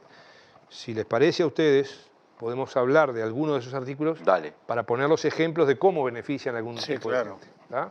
Por ejemplo, hay un artículo que dice a las mujeres trabajadoras, a las madres trabajadoras, en caso de que tengan un hijo con discapacidad severa, se le computarán 2 años de trabajo para la jubilación. Ahora era 1. Era 1 en general. Sí. ¿Ah? Ahora sigue siendo 1 en general, y eso lo creamos nosotros, en la ley 18.395 del año 2008. Lo creamos, el Frente Amplio creó, eso no existía antes en Uruguay. Es a las madres trabajadoras 1 año de trabajo por hijo, eso existe desde el año 2008. Y eso permitió que 60.000 mujeres se jubilaran. 60.000 mujeres. 30.000 de ellas, la mitad, nunca se hubieran jubilado sin ese beneficio. ¿Y ahora es a los chicos con discapacidad? Ahora es por discapacidad severa, no por todas las discapacidades. Por discapacidad severa se da hasta 2 años. Y además se propone extenderlo a otras cajas, porque esto era algo que estaba principalmente en BPS. ¿Está bien? Sin embargo, cuando decimos este artículo es probable de votar, es posible de votar, también advertimos que en el proyecto de ley de gobierno se dice que esto se puede repartir entre los padres. Digamos, para hablar en términos tradicionales, entre el padre y la madre. Eso yo creo que hay que estudiarlo, porque cuando hicimos esto en el 2008 lo hicimos para atender a las mujeres, a la desigualdad de derechos y oportunidades que tienen las mujeres, porque a las mujeres les cuesta mucho más cumplir los requisitos para acceder a una jubilación o una pensión. De eso vamos a hablar después cuando hablamos de por qué no votamos en general. Y además claramente recae muy mayoritariamente sobre las mujeres el cuidado de los hijos y de los hijos con discapacidad. Eso es así en el Uruguay. No digo que no haya hombres que también... Lamentablemente, por el machismo, por la cultura que tenemos, pese a los progresos históricos del Uruguay, Uruguay no es Qatar, ¿ah? Pese a los progresos históricos del Uruguay, aún hoy, lamentablemente, las mujeres no tienen los mismos derechos y las mismas oportunidades. Y tienen, cuando en una familia hay una persona enferma, en general se dice, bueno, anda a cuidarlo vos, se le dice a una mujer. Sí. Cuando hay una persona con discapacidad, cuando hay una persona de mayor edad. Entonces, ese tipo de cosas le dificulta a las mujeres poder cumplir con sus compromisos laborales remunerados. Entonces, bueno, pero digo, ese es un artículo, por ejemplo, decimos, ese se puede votar. Tener en cuenta esto, que decimos que se plantea repartir, donde yo creo que eso hay que analizarlo. Porque puede haber casos donde, por ejemplo, efectivamente el padre se hizo cargo, y bueno, y ahí podría eso funcionar, pero eso hay que analizarlo. Otros artículos tienen que ver con flexibilizar el acceso a las pensiones por vejez, que se le dan a las personas mayores de 70 en situación de pobreza, o a las pensiones por discapacidad, que se le dan a las personas con discapacidad. Flexibilizar en cuanto a cómo se consideran los ingresos de los familiares, tanto de los familiares que conviven con la persona con discapacidad, como los familiares que no conviven. Como esto se mejora respecto a lo que hay, bueno, eso podría ser algo también a votar. Hay otros artículos, por ejemplo, que tienen que ver con cómo presentar las finanzas del BPS, que esos son artículos más bien de administración. Hay uno que es no pagar a la DGI cuando manda el IVA. Por ejemplo, ese es uno de los artículos. O sea, el BPS, por ejemplo, es el principal recaudador del impuesto a la renta personal en Uruguay, del IRPF, desde la reforma tributaria que hicimos en 2007. Un caso raro en el mundo. Debe ser el único organismo de seguridad social que recaude impuesto a la renta personal. Nosotros recaudamos ese impuesto mayoritariamente, le transferimos la plata a la DGI y no le cobramos nada. Ahora la DGI nos transfiere por ley 7 puntos del IVA que recauda la DGI y nos cobra al BPS. Bueno, acá se plantea que eso se solucione. Ese es un artículo que proponemos votar. Proponemos votar otro artículo que establece que las exoneraciones patronales que existen en algunos sectores, exoneraciones que también en nuestros 15 años de gobierno del Frente Amplio redujimos a la cuarta parte. Las exoneraciones en 2004-2005 eran unos 600 millones de dólares anuales, hoy estamos hablando de 150, 200 millones según los años, en la pandemia aumentaron un poco. Bueno, que las exoneraciones también no se consideren como déficit, como se consideran ahora, sino que haya una transferencia a renta general. Ese artículo también proponemos votarlo. Mira, ahí en la ley no crean una comisión para estudiar eso, y además la tributación de los rurales. Bueno, esa es otra cosa, pero ahí te pediría, querido compañero, que esa pregunta me la hagas cuando hablemos de por qué estamos en contra. Si la mantenemos anotada, sí. Porque esa me gustaría hablarla más bien de por qué estamos en contra. Porque eso entra entre las excesivas facultades que se le otorgan al Poder Ejecutivo de turno, que es una de las razones por las cuales estamos en contra en general de este proyecto de ley. Bueno, entonces, digamos que la tónica de los 20 artículos que se proponen votar transita más o menos por esta línea que estás manejando. Sí, te puedo mencionar otros, por ejemplo, se plantea que los becarios de la Agencia Nacional de Investigación y la Universidad de la República tengan derechos de seguridad social y de salud. Estamos a favor. Se plantea, por ejemplo, que las personas con fibromialgia, que es una enfermedad que se extendida, bueno, para que se estudien los casos de esas personas, haya un dictamen especializado del BPS. Bueno, hay artículos de ese tipo que no son artículos que tienen que ver con la sustancia, con lo fundamental del proyecto de ley y que benefician a la gente y que esos artículos proponemos que se voten. Ahora, ¿el Frente no pensó en una propuesta alternativa a esta reforma? Más allá de lo que hizo las administraciones anteriores, ¿no? Que vino haciendo muchas cosas, ¿no? A ver, estaríamos entrando ya entonces como a la segunda parte que era Sí, el por qué vamos a no. entrar al por qué no. Al sí. por qué no. Y arrancamos por Porque ahí ya me quedó claro, a mí me quedó claro, supongo que a la gente también, porque a mí lo que me preocupaba no es, yo partía de la base, que hacían el análisis y iban a decir, estos artículos son artículos que, como en cualquier proyecto puede haber algún artículo que realmente subsane algún error que había o una venta. Pero el problema político es cómo después te transforman eso que vos votaste, lo usan para generar confusión en la ciudadanía. Yo creo que en esto, Leandro, no debiera haber confusión por las dos razones que expliqué. Primero, porque son cosas que benefician a la gente. ¿Cómo le explicás a la gente qué cosas que la benefician no las votás? Sí. Y segundo, porque son cosas que benefician a la gente y no afectan la sustancia del sistema. La sustancia de lo que se propone en el proyecto de ley, que contra eso, y con las razones que seguidamente estaremos conversando con ustedes y con la teleaudiencia, estamos en contra en general. Y partiendo de la base que además, también otra diferencia con la ley de urgencia, acá estamos hablando solamente de una veintena de artículos del 10% de la ley, menos del 10% de la ley. Bueno, antes de ir al corte, haceme en una línea como un resumen conceptual. Y después en el segundo bloque de Le esto, debo la pregunta. también. Entonces, Hacemos en el segundo, como quieras. porque tenemos muy poquito tiempo para este bloque, entonces yo le digo, hacemos un resumen conceptual. Pero capaz y que el- entonces, si te parece, Dale. Leandro, ¿usted me permite que yo dirija Pero un cómo no, segundo? pero como lo conduzca. Bueno, el Frente Amplio, en sus 15 años de gobierno, yo creo que es la cantidad de reformas que hicimos en seguridad social, entre otras, además de la laboral, tributaria, etc., solo es comparable con las reformas del vallismo del Viejo Valle a principios del siglo XX. Tuvieron que pasar 100 años para que en Uruguay hubieran tantas reformas juntas en poco tiempo. Reforma las jubilaciones, esto que decíamos del año por hijo y de bajar de 35 a 30 los años de trabajo. Recordemos que entre 1996 y 2008 la gente tenía que tener 35 años de trabajo. Una excepción mundial, una excepción mundial. Hubo miles de uruguayas y uruguayos que se murieron sin poder jubilarse. Y eso lo había hecho una coalición muy parecida a la que hoy nos gobierna. En algunos casos con las mismas personas. Con los mismos nombres. Entonces, y eso lo reformamos. Reformamos las asignaciones familiares, reformamos el seguro de paro. Uruguay tiene el mejor sistema de seguro de paro de América Latina y de los mejores del mundo. Las asignaciones familiares y el seguro de paro fueron fundamentales en la Pero hay una pandemia. cosa que yo te quería plantear, perdón, y lo decimos en el bloque después. Pero en el programa del 2003 del Congreso del FA decía derogar las AFAP. En el último programa decía disminuir el lucro. Ya desapareció derogar las AFAP. ¿Qué pasa con las AFAP? Bueno, yo ya voy a eso. Déjame continuar con la pregunta anterior para tratar de explicar bien eso. Y si me olvido, hacémelo acordar de esa pregunta que haces ahora.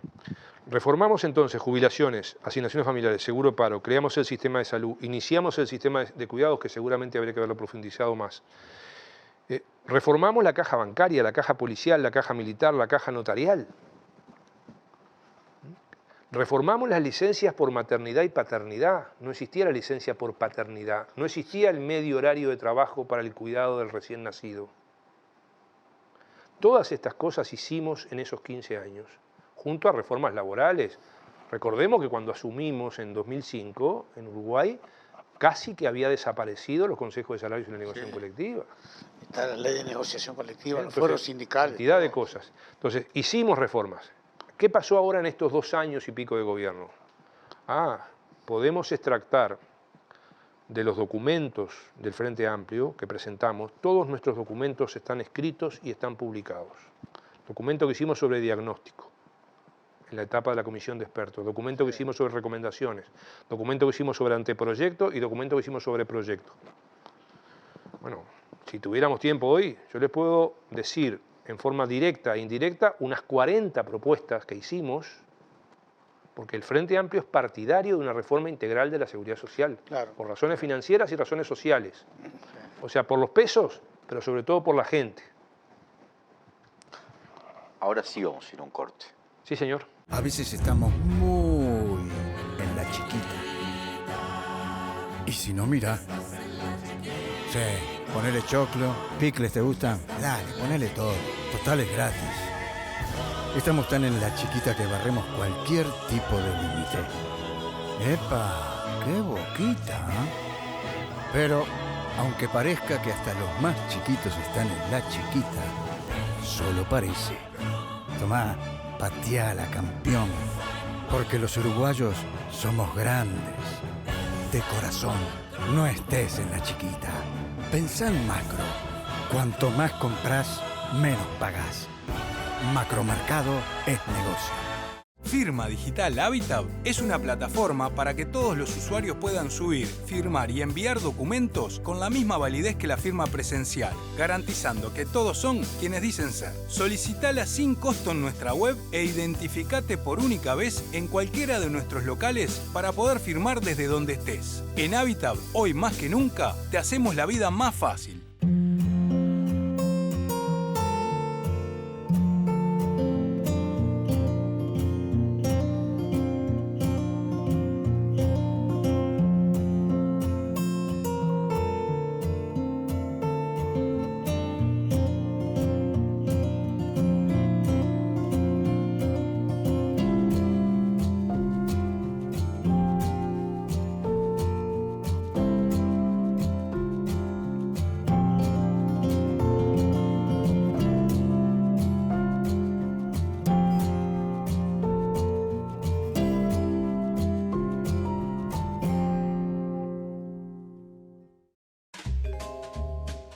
Te prometieron una educación modelo, pero precarizaron los contenidos y eliminaron las asistencias y la repetición. Te mintieron. No es transformación, es ajuste. Que no te recorten el futuro. FENAPES.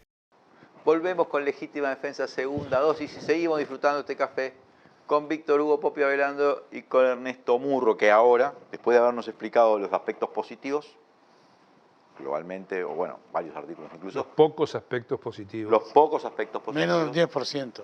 Menos del 10%. Ahora no tenés tanto tiempo para explicarnos los aspectos negativos, pero que son los sustanciales, porque claramente es una reforma que el Frente Amplio en general, en un tema como la seguridad social, donde siempre ha habido diferencias dentro del Frente Amplio, nunca ha sido un tema totalmente de consenso, diferencias que van desde los que están en contra de las AFAP totalmente hasta los que admiten cierta participación privada del mercado. Y que acompañaron la ley de creación de Y bueno, pero son diferencias legítimas y existentes dentro del Frente Amplio. Ahora, esto está todo el mundo en contra, ¿no? Y voy a enancarme en la pregunta que había quedado pendiente del Popi.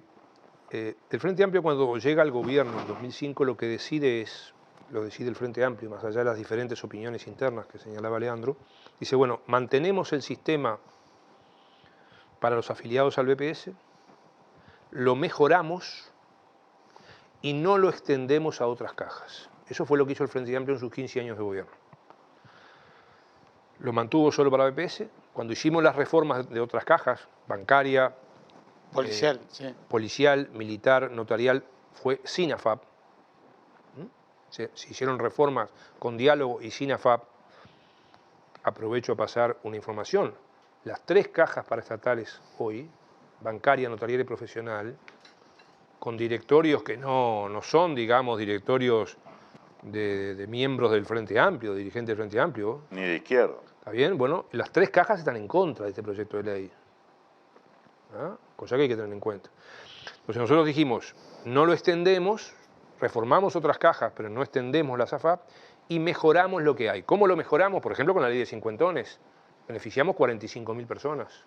Lo mejoramos bajando las comisiones.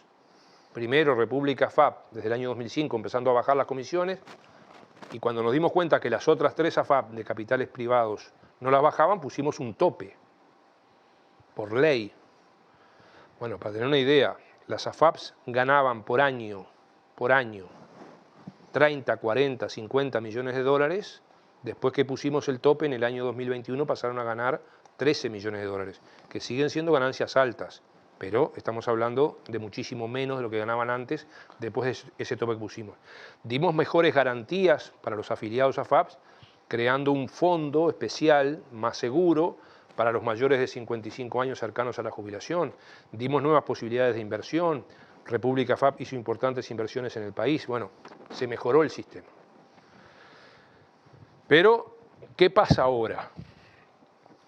Una de las razones por las cuales el Frente Amplio se opone en general a este proyecto de ley es porque, por ejemplo, usando expresiones que toma el Plenario Nacional del Frente Amplio y su mesa política, se restringe la libertad de opción hacia las AFAPs y se extiende el sistema de AFAP. Pasa a ser casi obligatorio para todo el mundo, ¿no? Sacale el casi. Es obligatorio. Para todo el mundo. Claro, pero fíjate cuál es el cambio, Leandro. Desde cualquier ingreso. Y en cualquier caja. Hoy el sistema actual, sí, creado en 1996 y que nosotros mantuvimos y mejoramos y no extendimos a otras cajas, hoy el sistema es obligatorio solamente para las personas afiliadas al BPS que ganan más de 71.000 pesos por mes. O en cierta edad también, ¿no? No. Lo que pesa son los ingresos, ¿no? Sí. Porque ahora con cualquier edad. Entonces, ahora va a ser obligatorio para todas las cajas y la gente que gane 5.000 pesos, 10.000 pesos, 20.000 pesos también va a estar obligada.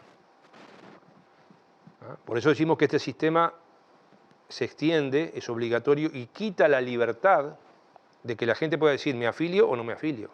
Porque la gente voluntariamente se puede afiliar hoy. Sí. 6 meses después de aprobada la ley, 6 meses después de aprobada la ley, todos los nuevos trabajadores entran obligatoriamente a este sistema, a un peor sistema.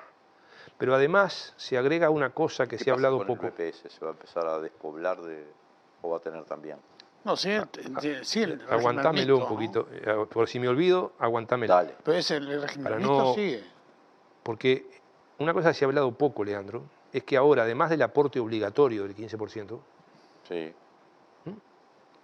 uno aporta hoy, un trabajador, una trabajadora común del Uruguay, sí, aporta un 15% para jubilaciones, sí, y más o menos un 6% para salud, entre el 3 y el 8%. Sí. ¿Ah? Una fortaleza del sistema uruguayo, por eso nosotros pedíamos una reforma integral de la seguridad social, es la interrelación que existe entre toda la seguridad social. Cosa que no existe, por ejemplo, en Chile, para no ir más lejos, o en otros países. Acá tú aportás a la jubilación y a salud, tenés derecho a asignaciones familiares, a seguro de paro, licencia por enfermedad, licencia por maternidad, ¿está bien? Sin aportar. Y digo sin aportar porque los que somos más viejos, capaz que el Popi se acuerda, antes, hace 40 años atrás, solo para asignaciones familiares había un aporte patronal del 8%. Y había un aporte patronal y obrero para el seguro de paro. Bueno, ahora se aporta a jubilaciones y a salud. Y con eso tenés todos los derechos. Y esta es una fortaleza. Cuando una persona va al seguro de paro, por ejemplo, mantiene todos los derechos de salud para su familia y sigue generando derechos para la jubilación. Bueno, esto en Chile no existe, por ejemplo. Por eso la importancia de considerar una reforma integral de la seguridad social. Volviendo a las AFAPs. Ahora, además del aporte obligatorio del 15%, el gobierno promueve intensamente en el proyecto de ley, aunque se hable poco públicamente, promueve que además del aporte obligatorio haya un aporte voluntario y un aporte complementario. Además del 15%. Las cámaras empresariales ya han dicho, nosotros no ponemos un peso más. Claro. Entonces, ¿de dónde va a salir eso? El gobierno ya crea en el proyecto de ley mecanismos. Crea, por ejemplo, lo que nosotros denominamos en el Frente Amplio, un aumento encubierto de aporte personal, o sea, de aporte de los trabajadores. Entonces te van a descontar más ahora en el recibo de sueldo la diferencia entre el sueldo nominal y el sueldo va a ser mayor. Puede ser en el recibo de sueldo o puede ser cuando vas, por ejemplo, si esto que estamos haciendo acá, sí, que yo espero que no me lo cobren, lo tuviéramos que pagar, yo te lo pago con tarjeta y vos me tenés que descontar 2 puntos o 9 puntos de IVA, ¿verdad? Eso vamos a suponer que vos sos el dueño de este bar, sí, de este café. Sí. ¿Qué dice el proyecto? Somos con Popi dueño del café. Siempre buscan cómplice. ¿Qué va a pasar aprobado el proyecto de ley? Se faculta al Poder Ejecutivo. Pero a vos no te vamos a cobrar. Entre las excesivas facultades, se faculta al Poder Ejecutivo que como aporte supuestamente voluntario pero obligatorio, si así lo resuelve el Poder Ejecutivo, sí, los 2 puntos de IVA y los 9 puntos de IVA que se te descuentan cuando pagas con tarjeta vayan a ahorro voluntario en AFAP. ¿Cómo le llamás a eso vos? Expoliación. Me sacás la plata y se la das a la AFAP. Esa plata que hoy va al bolsillo. Me la está sacando y yo se la estoy donando a la AFAP porque o se va a ver en mi jubilación. No, y se supone que se va a ver, pero el tema es que como se ha visto poco en estos 26 años, porque ahí aparece la otra cosa, que tiene que ver con una parte de la pregunta que me había quedado pendiente del Popi de hoy. Hace 26 años, yo soy un hombre viejo, discutíamos sobre pronósticos, como estamos discutiendo ahora quién va a ganar el Mundial. Sí. ¿Está bien? Es un pronóstico, quién va a ganar el Mundial, quién va a salir segundo, quién... Brasil no va a ser. ¿Está? Bueno, eso es discutir pronósticos. Así discutíamos en el 95, 96. Hoy podemos discutir resultados. ¿Cuál es el resultado? Después de 26 años. La jubilación promedio que paga el BPS, 28.000 pesos. La promedio, 28.000 pesos. La jubilación promedio que viene de la parte de la SAFAP, 7.700. Esto no es lo que se había prometido en 1995. Ustedes deben tener registros por ahí, ustedes son periodistas calificados. Cuando se hacía propaganda que se decía los jubilados van a estar tan bien que van a ir de vacaciones a la luna y aparecían los jubilados en televisión vestidos de astronautas, porque iban a ganar tanto con 2 jubilaciones que iban a ir a la luna de vacaciones. Bueno, lamentablemente eso no sucedió. Y eso no sucedió y ahí aparece una cosa muy interesante en el proyecto de ley, que fue planteada por el Partido Colorado en las últimas negociaciones, que dijo, no, miren, hoy el 15% que va a jubilaciones,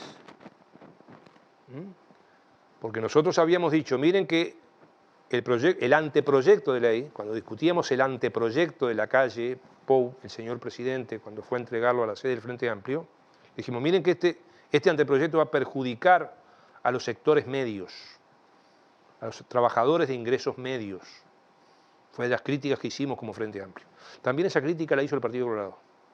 Y el Partido Colorado, ¿qué hace? Propone que en vez de el 15%, como va ahora, más o menos 7,5 al BPS y 7,5 a FAP, dice, no, que vaya 10 al BPS y 5 a FAP. ¿Por qué? Esta es una conclusión histórica, porque se sabe, después de 26 años, rinde más en el BPS. Que la plata rinde más en el BPS, y en particular para los sectores de ingresos medios. Rinde más en general.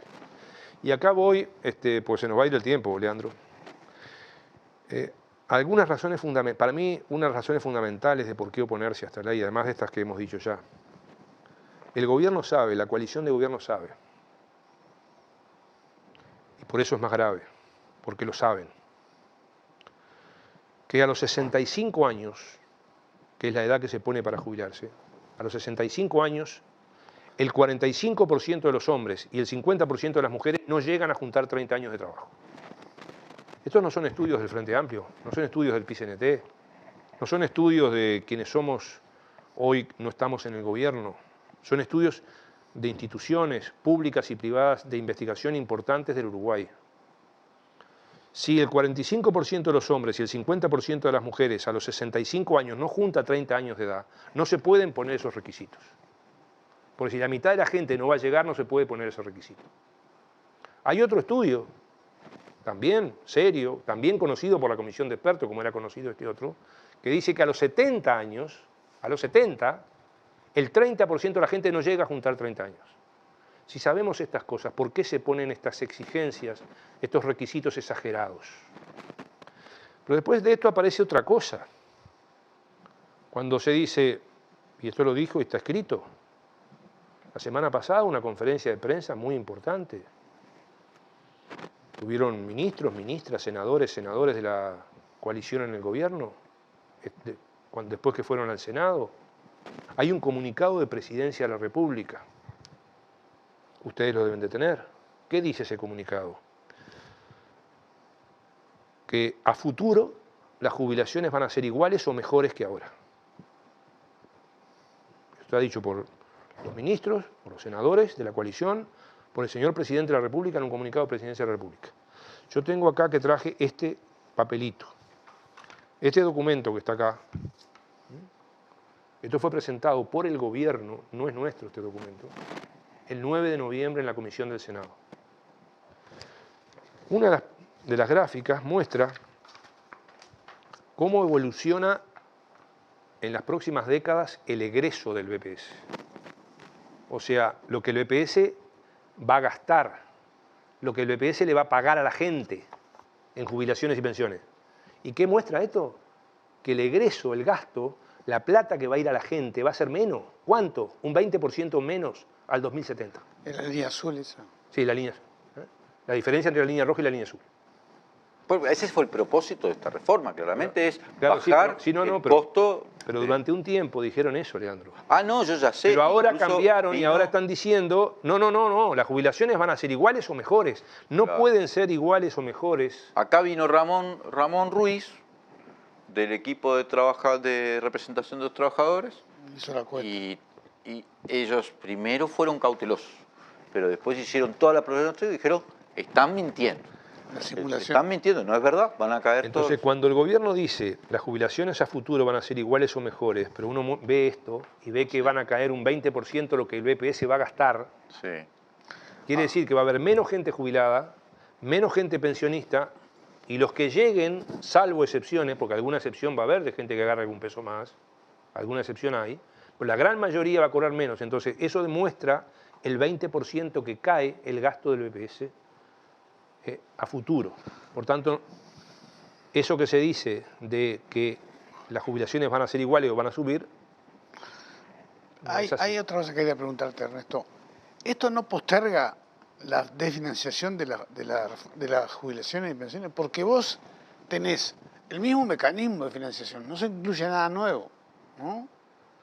Y además vos tenés, por la innovación tecnológica, disminución de trabajo, ¿no?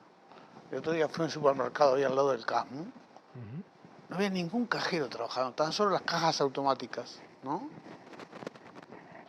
Yo creo que hay que pensar en este camino, y eso también lo dice la resolución del Frente Amplio y de su plenario, pensar en fuentes alternativas, en ideas alternativas de financiamiento, como se está haciendo en otros países del mundo, como lo hicimos nosotros en Uruguay con la reforma de la caja bancaria en 2008. A ver, eso te pregunto.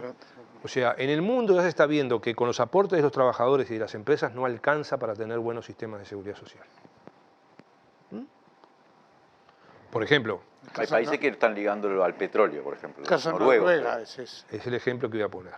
A ver, contalo, porque eso... El ejemplo, podemos poner otros. Sí. Dinamarca financia solo con impuestos, por ejemplo. También tiene un buen sistema de seguridad social. Noruega, además de los aportes de los trabajadores y de las empresas, creó el Fondo Noruego del Petróleo. ¿Cómo se nutre ese fondo? Por un impuesto a las altas ganancias de las empresas petroleras, Y es el cuarto fondo de Europa, de los fondos más grandes del mundo. Es un financiamiento sustancial del muy buen sistema de seguridad social noruego.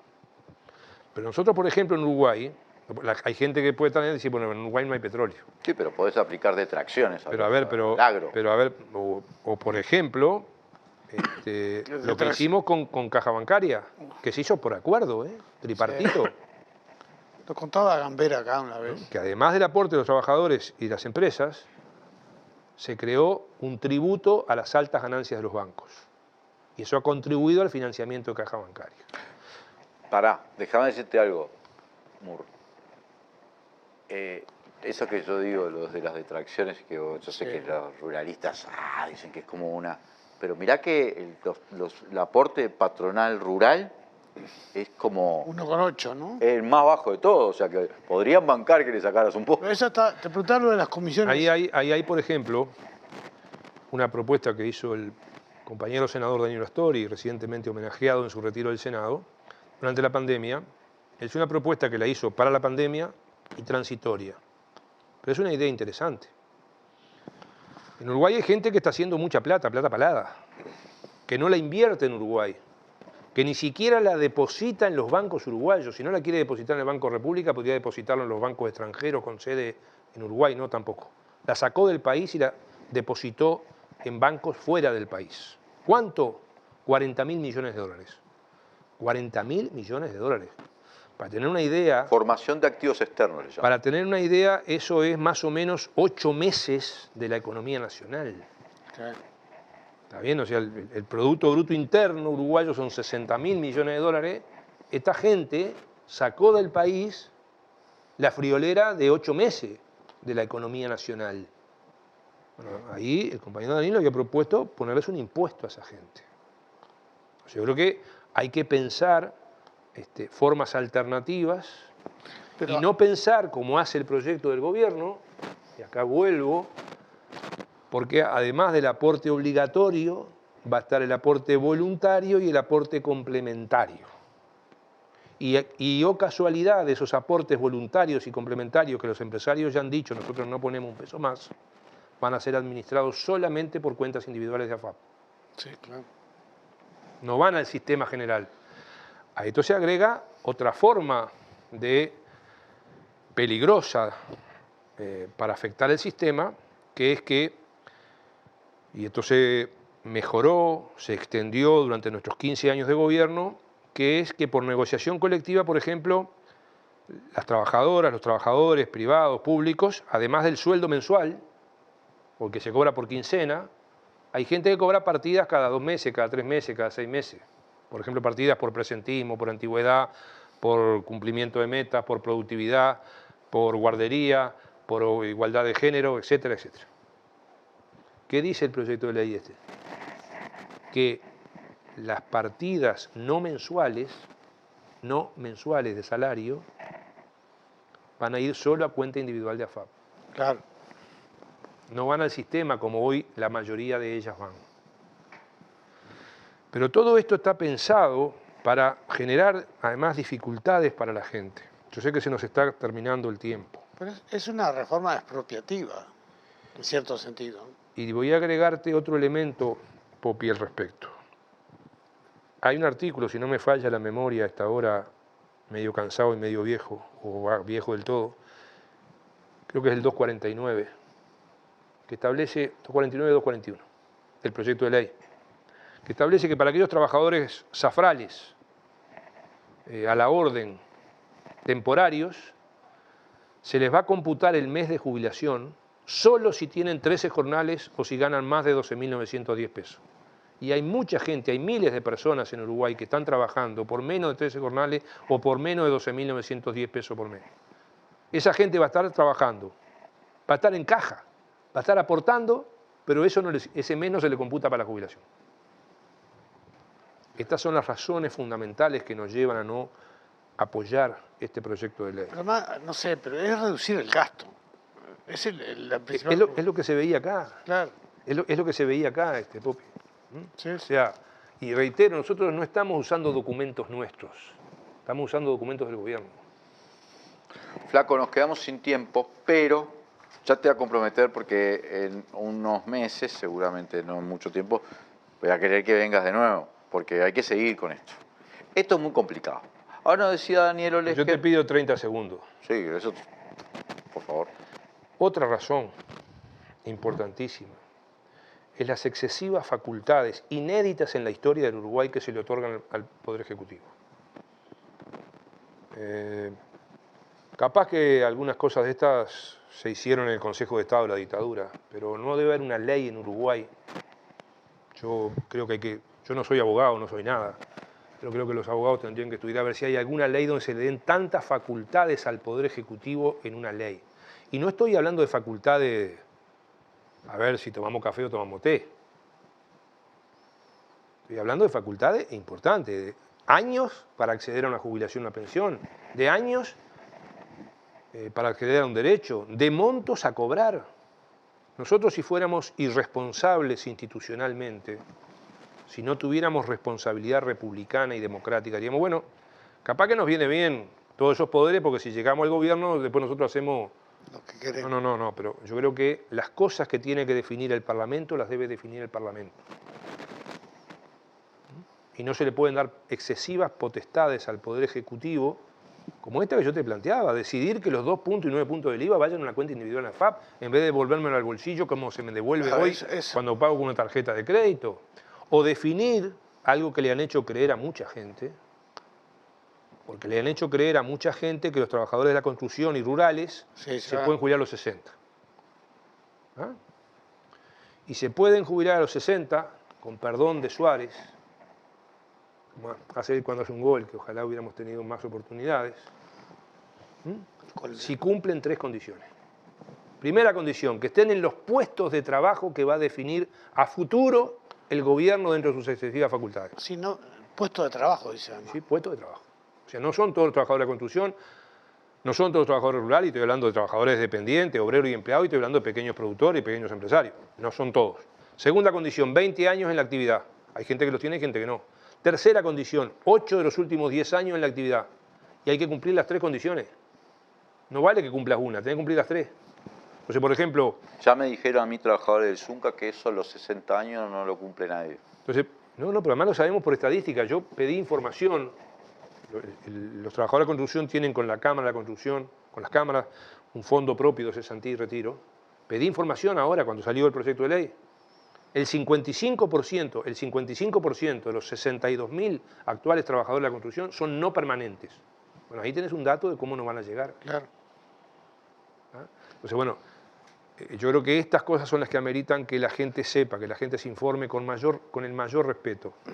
Yo creo que hay que ser muy respetuoso de toda la gente, haya votado lo que haya votado, vaya a votar lo que va a votar. Porque esta reforma no es una reforma que va a perjudicar a los frente amplistas. Es una reforma que va a perjudicar a la gran mayoría de la población del Uruguay. Por eso, porque esta reforma va a perjudicar a la gran mayoría de la población del Uruguay, estamos en contra y estamos a favor de una veintena de artículos que son de los pocos que benefician a algunas personas o algunos colectivos de personas en el Uruguay.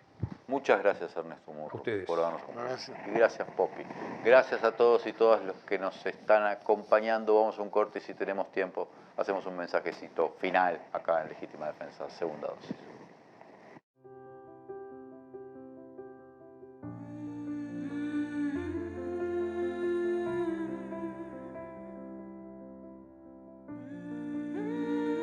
Vos agradecés contar con el mejor equipo médico.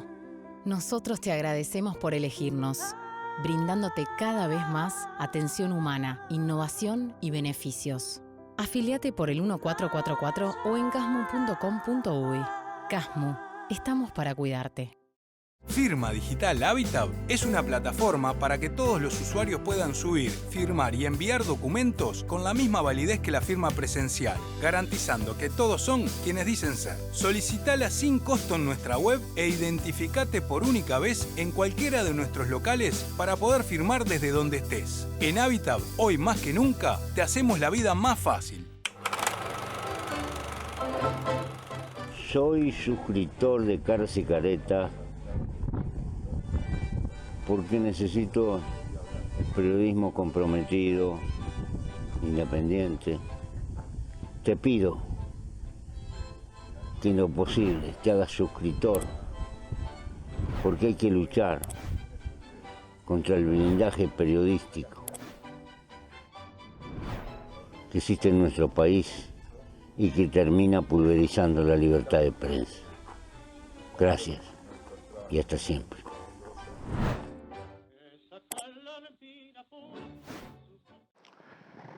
Dos episodios sacudieron América Latina en la última semana.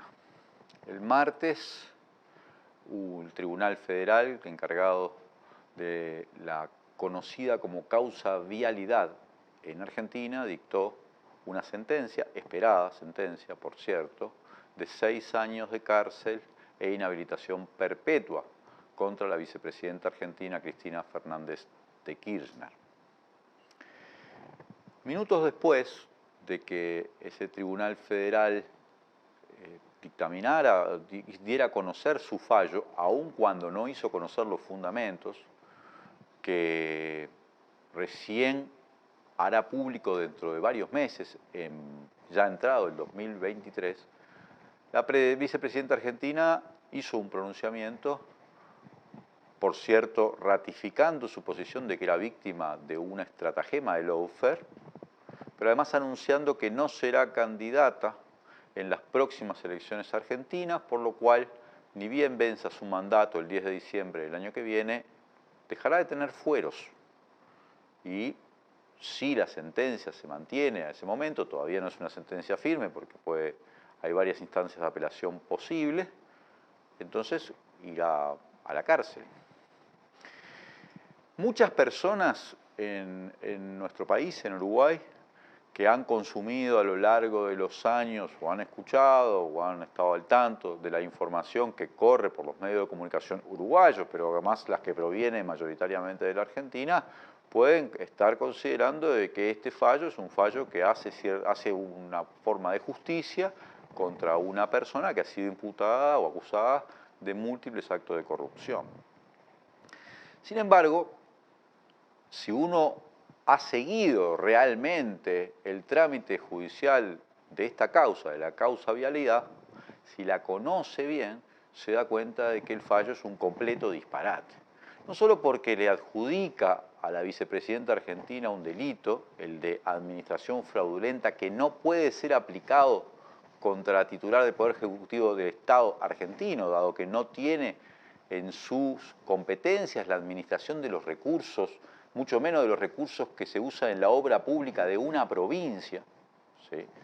Por lo cual es inaplicable ese delito, sino porque si, nuevamente, se ha seguido el trámite judicial de esta causa, se sabe que tanto los peritajes como las auditorías que se han hecho, incluso durante el gobierno de Macri, demostraron que esa malversación de fondos de la que se le está acusando de haber provisto de fondos para hacer obra en la provincia de Santa Cruz a un amigo de la familia Kirchner, Lázaro Báez, no existió.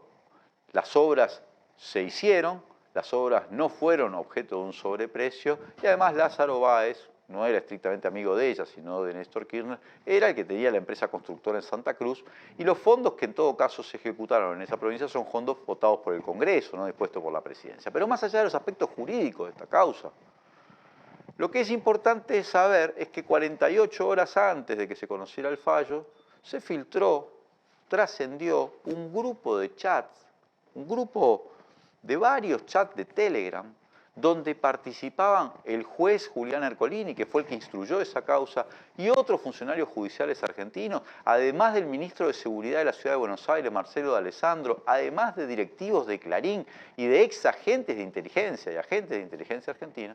Y en ese grupo de chat estaban confabulando para, de alguna manera, construir una justificación para esconder que habían viajado todos, jueces, ministros y políticos macristas, invitados y financiados por el grupo Clarín a una estancia de Joe Lewis en Lago Escondido, en la Patagonia, a tener una reunión secreta, donde obviamente planificaron los términos del fallo. Fue tan escandaloso y obsceno lo que se filtró, y a la vez fue tan escandaloso y curiosamente obsceno que ninguno de los grandes medios argentinos diera cuenta de la noticia, que el propio presidente argentino, Alberto Fernández, tuvo que hacer una conferencia, una cadena nacional, para mostrar hasta qué punto estaba podrida la justicia argentina y hasta qué punto era el nivel de conspiración para sentenciar a la líder política más importante de Argentina desde la muerte del general Domingo Perón, y la que puntea en todas las encuestas de intención de voto.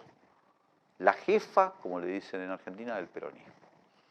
Entonces, ¿por qué este caso es importante también en Uruguay? No solo porque vivimos en la misma región, porque vivimos en América Latina y porque ya hemos visto muchos otros casos de empecinamiento, de ensañamiento, de estructuras mafiosas entre el poder económico, la justicia y los medios de comunicación, tirando o haciendo lo posible por proscribir líderes populares.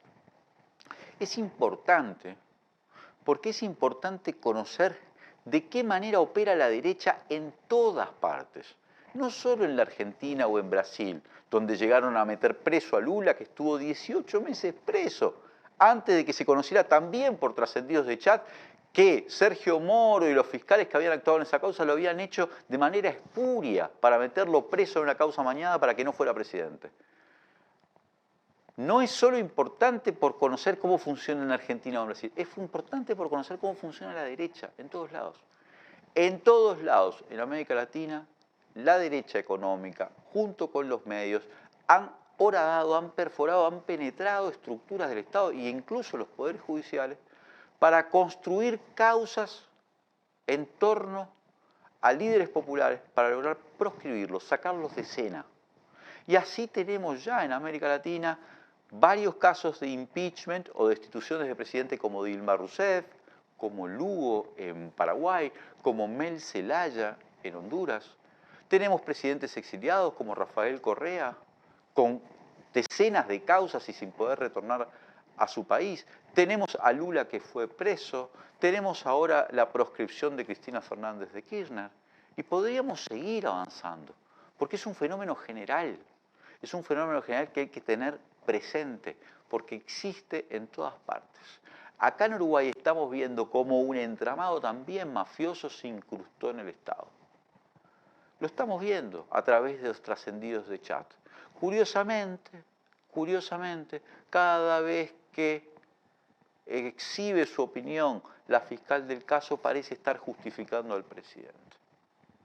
Tenemos que estar atentos a esto. La solidaridad en este momento con la doctora Cristina Fernández de Kirchner, como lo fue en el caso